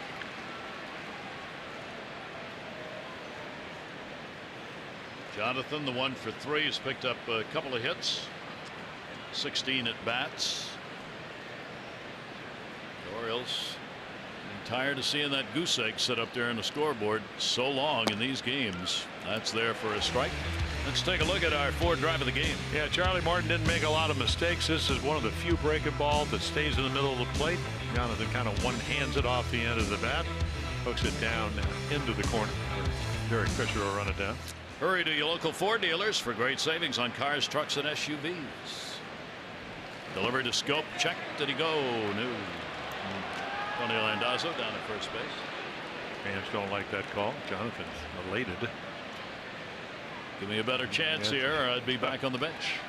Well, that's the big overhand curveball. It was a good one. Almost got him to chase. Aaron O'Day. Orioles have struck out 7 times in the ball game. Astros 4, and that one's up high. We'll even up the count. 2 balls and 2 strikes. Charlie Morton, no runs, 3 hits over 6. Pitcher of record right now, their starter. Peacock worked an inning, had 1 strikeout. Now Harris on. And the 2-2 delivery and a breaking ball down and away. Foul tipped, held under. Good old-fashioned hook. Boy, is that a good curveball. You know, last year, you know, normally throws in about 67 games. And that curveball, once again, we've seen a lot of good breaking balls this year. Started with Odorizzi on opening day, and then Gibson, and then Barajos, and then all of a sudden, that's a swooper. So Jonathan out of there with a 1 for 4. Adam Jones, 2 hits, 2 singles. And he has grounded out. Runner on, Davis at first. But now there are 2 away. Adam to third. Bregman a high hop, gets it. He'll go to second for the out to Altuve. No runs on 1 hit, no errors, and 1 left on base. Bottom of the 8th inning coming up with the Astros looking for a win at home.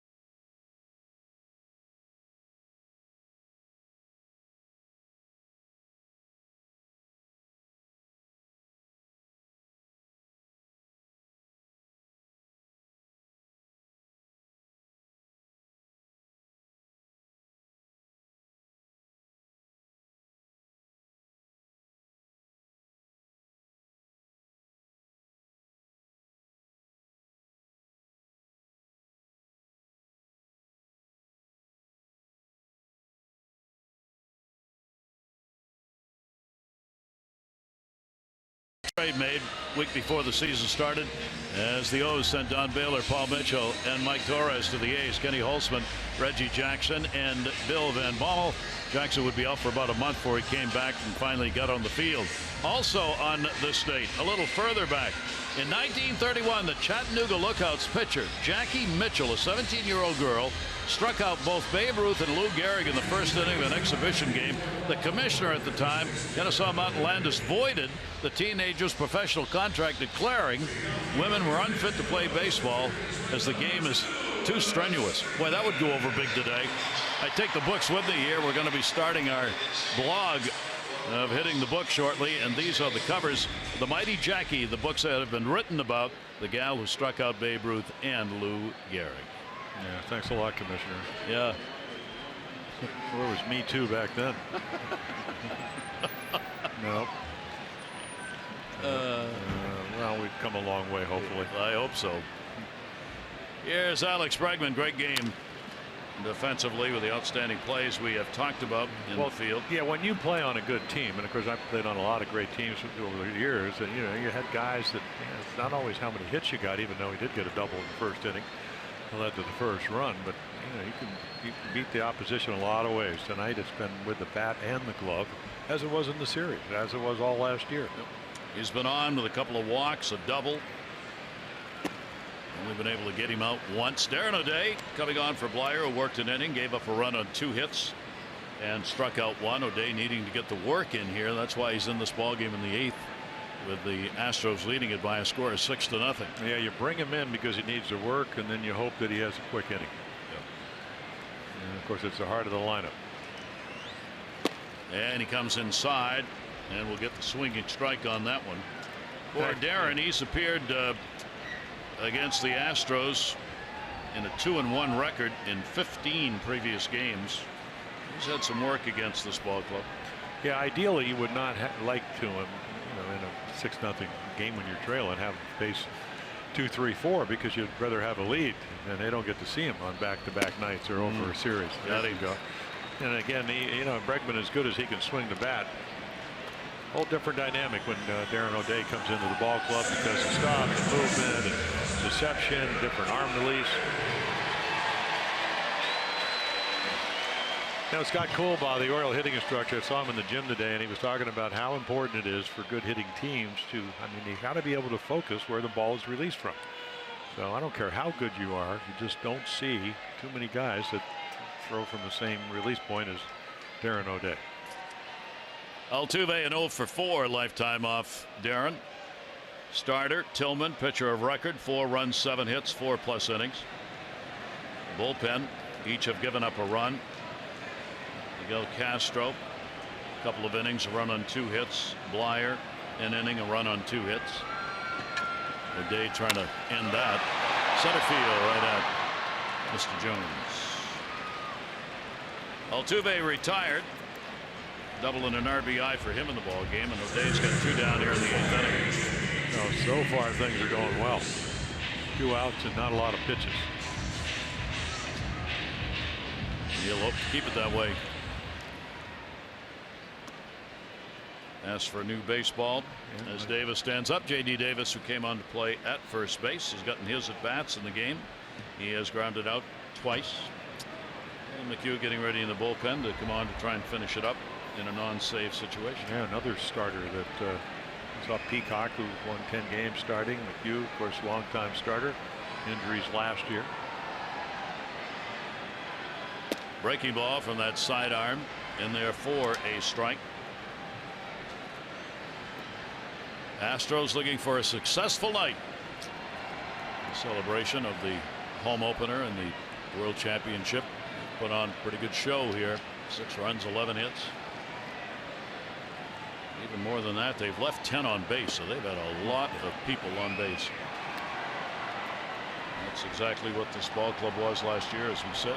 Those are the numbers, kind of numbers, that won them the 101 games. They finished 21 games up for the division title last year. Yeah, great start. 60 wins, 29 losses after the first 89 games. 0-2 delivery. O'Day goes up a little higher and gets him. So Darren comes on and does what Darren does. gets a couple of strikeouts and retires the side in order. We come back, ninth inning. Our Ram do-ups, Cini, Rasmus, and Beckham.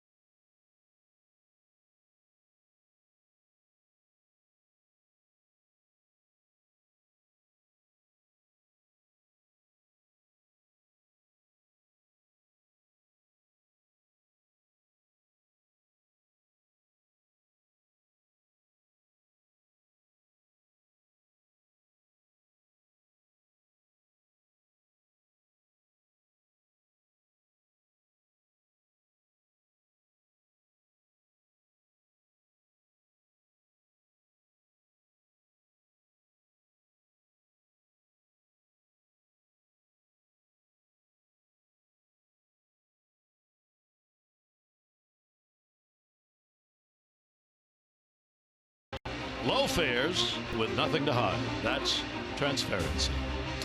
Evening settling in here in Houston, and Houston settling into another season, looking for their 4th win. And they've got the big 6-0 lead as we go to the 9th inning. Yeah, Colin McHugh comes on, starter for many years, 11 wins, 19 wins, 13 wins, shoulder problems last year, so only got 12 starts. Bill went 5-2 on of course he played for a great team, and then not a lot of postseason work, but when he needed him against the Yankees, pitched 4 scoreless innings. And of course they win a 7-game series, so you don't get to the World Series if people don't do their part. He was a big part of their success over the last 3 or 4 years. And he's got all the pitches: cutter, fastball, big overhand curveball. 30 years old, and the Orioles bat. Trey Mancini leading it off here in the 9th inning, and a towering fly ball to center. He got good wood on that. Springer's going back. Warning track at the wall. Mancini. Hey, goodbye. Home run.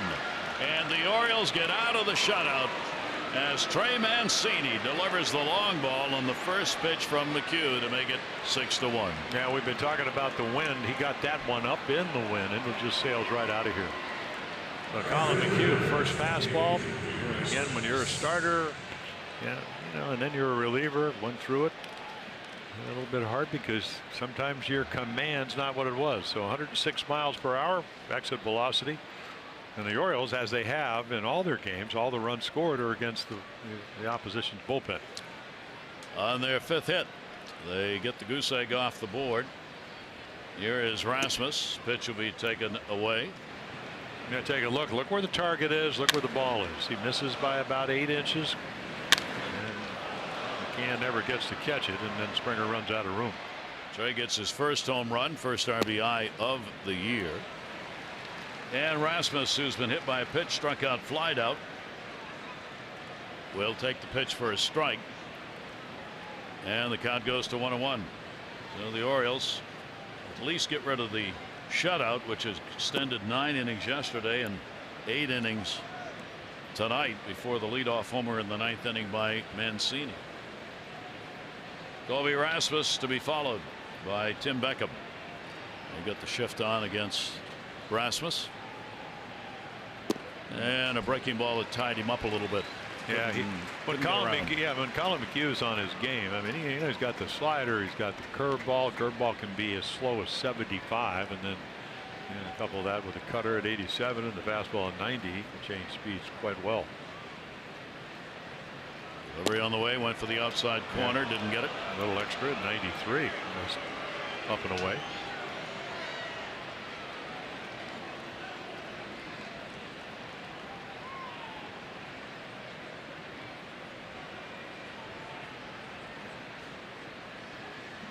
Delivery on the way to him, and that's going to be in the air to center field. That's hit deep again. Springer going back again at the wall, and this time it'll take a hop just shy of a home run.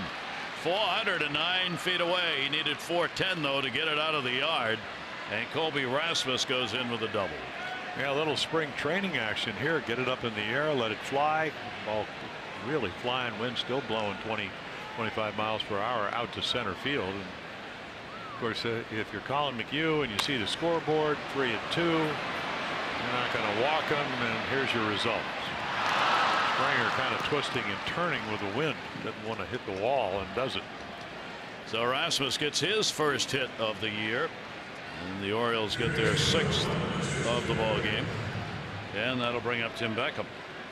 Beckham 0 for 3. A couple of ground ball outs and a strikeout. But he now gets an RBI opportunity here in the 9th inning. Orioles have stranded 7 in the ball game, 10 left on by the Astros. Breaking ball, that'll be in there for a strike. Yeah, the Astros looking for 3 outs, and the Orioles trying to make it difficult.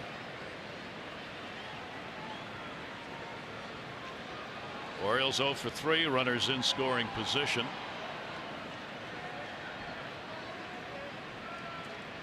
Not holding the runner, obviously, with a score. That'll go to short. Runner can advance. Gonzalez. Beckham is retired. 2 down with a runner on, 1 down rather, runner at third base. This copyrighted telecast presented by authority of the Orioles may not be reproduced or retransmitted in any form, and the accounts and descriptions of this game may not be disseminated without the express written consent of the Orioles. And their closer, just in case. Yesterday game was what, 7-0, and they had Rodney up again with the Twins. So we'd just like to have a little bit earlier offense. Pedro Alvarez shift on against Tim, of course, and a breaking ball misses. Alvarez 0 for 2 and a walk in the game. Well, the Orioles again finally getting the bats going, but waiting a long time to do it here in the 9th. That'll be foul back. Alvarez with a big cut. Caleb Joseph is due up next.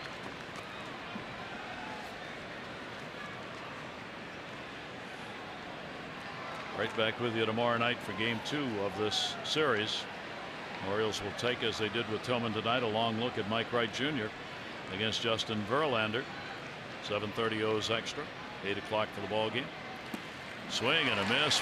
Got that one in at 76. Yeah, well, there's the hook. And well, he always won because he could change speeds. And, he can cut it. He can turn it over a little bit with a changeup, the big slow curveball. Can add a little bit. We saw him go to 93. Cisco's come out as to be a pinch hitter for Caleb. 1-2. McHugh's delivery on the way will be inside. Yeah, I think for Colin McHugh, when you're starting, as he's done throughout his career since he's gotten here to Houston, you pitch every 5th day or so. So you got to have a routine. Now the bullpen, because he's a command guy, he's going to have to figure out how to do that. 2-2 delivery, and we'll take it full on a pitch inside. Alvarez had a couple of really good at bats where he's seeing the baseball and not going after pitches that are close and tantalizing, and working the count. Did that when he got the walk back in the 2nd inning. Yeah, I mean, for McHugh, he's gotten into 2 fastball counts and he's given up a home run and a double, so he's trying to stay away from that pitch. Runner off third base, and there's the strike. And even there, he doesn't hit the glove that McCann puts on the corner, but Alvarez looking soft. I mean, look where the glove is, reaches back across the plate, ends up pretty much right down the middle. So there are 2 down. Cisco will be the pinch hitter. Well, guess what? They're not going to give him the bunt. No. Chad Cisco. News travels fast. Well, I mean, that's why you do it. Yeah. Well, he's got a chance for an RBI, keep a game alive if the shift was on. Right, and I mean, they take it away from him because he's proved that he can do it. He did it yesterday. Cisco will chop that one. First base, pitcher covers. Astros win. Astros will pick up a run on 2 hits. No errors, 1 left on. The home run by Mancini. But the Astros in charge in this ball game. 6-11-0 for the Astros. The Orioles won 6-0. Morton the winner 1-0. Tillman takes the loss 0-1.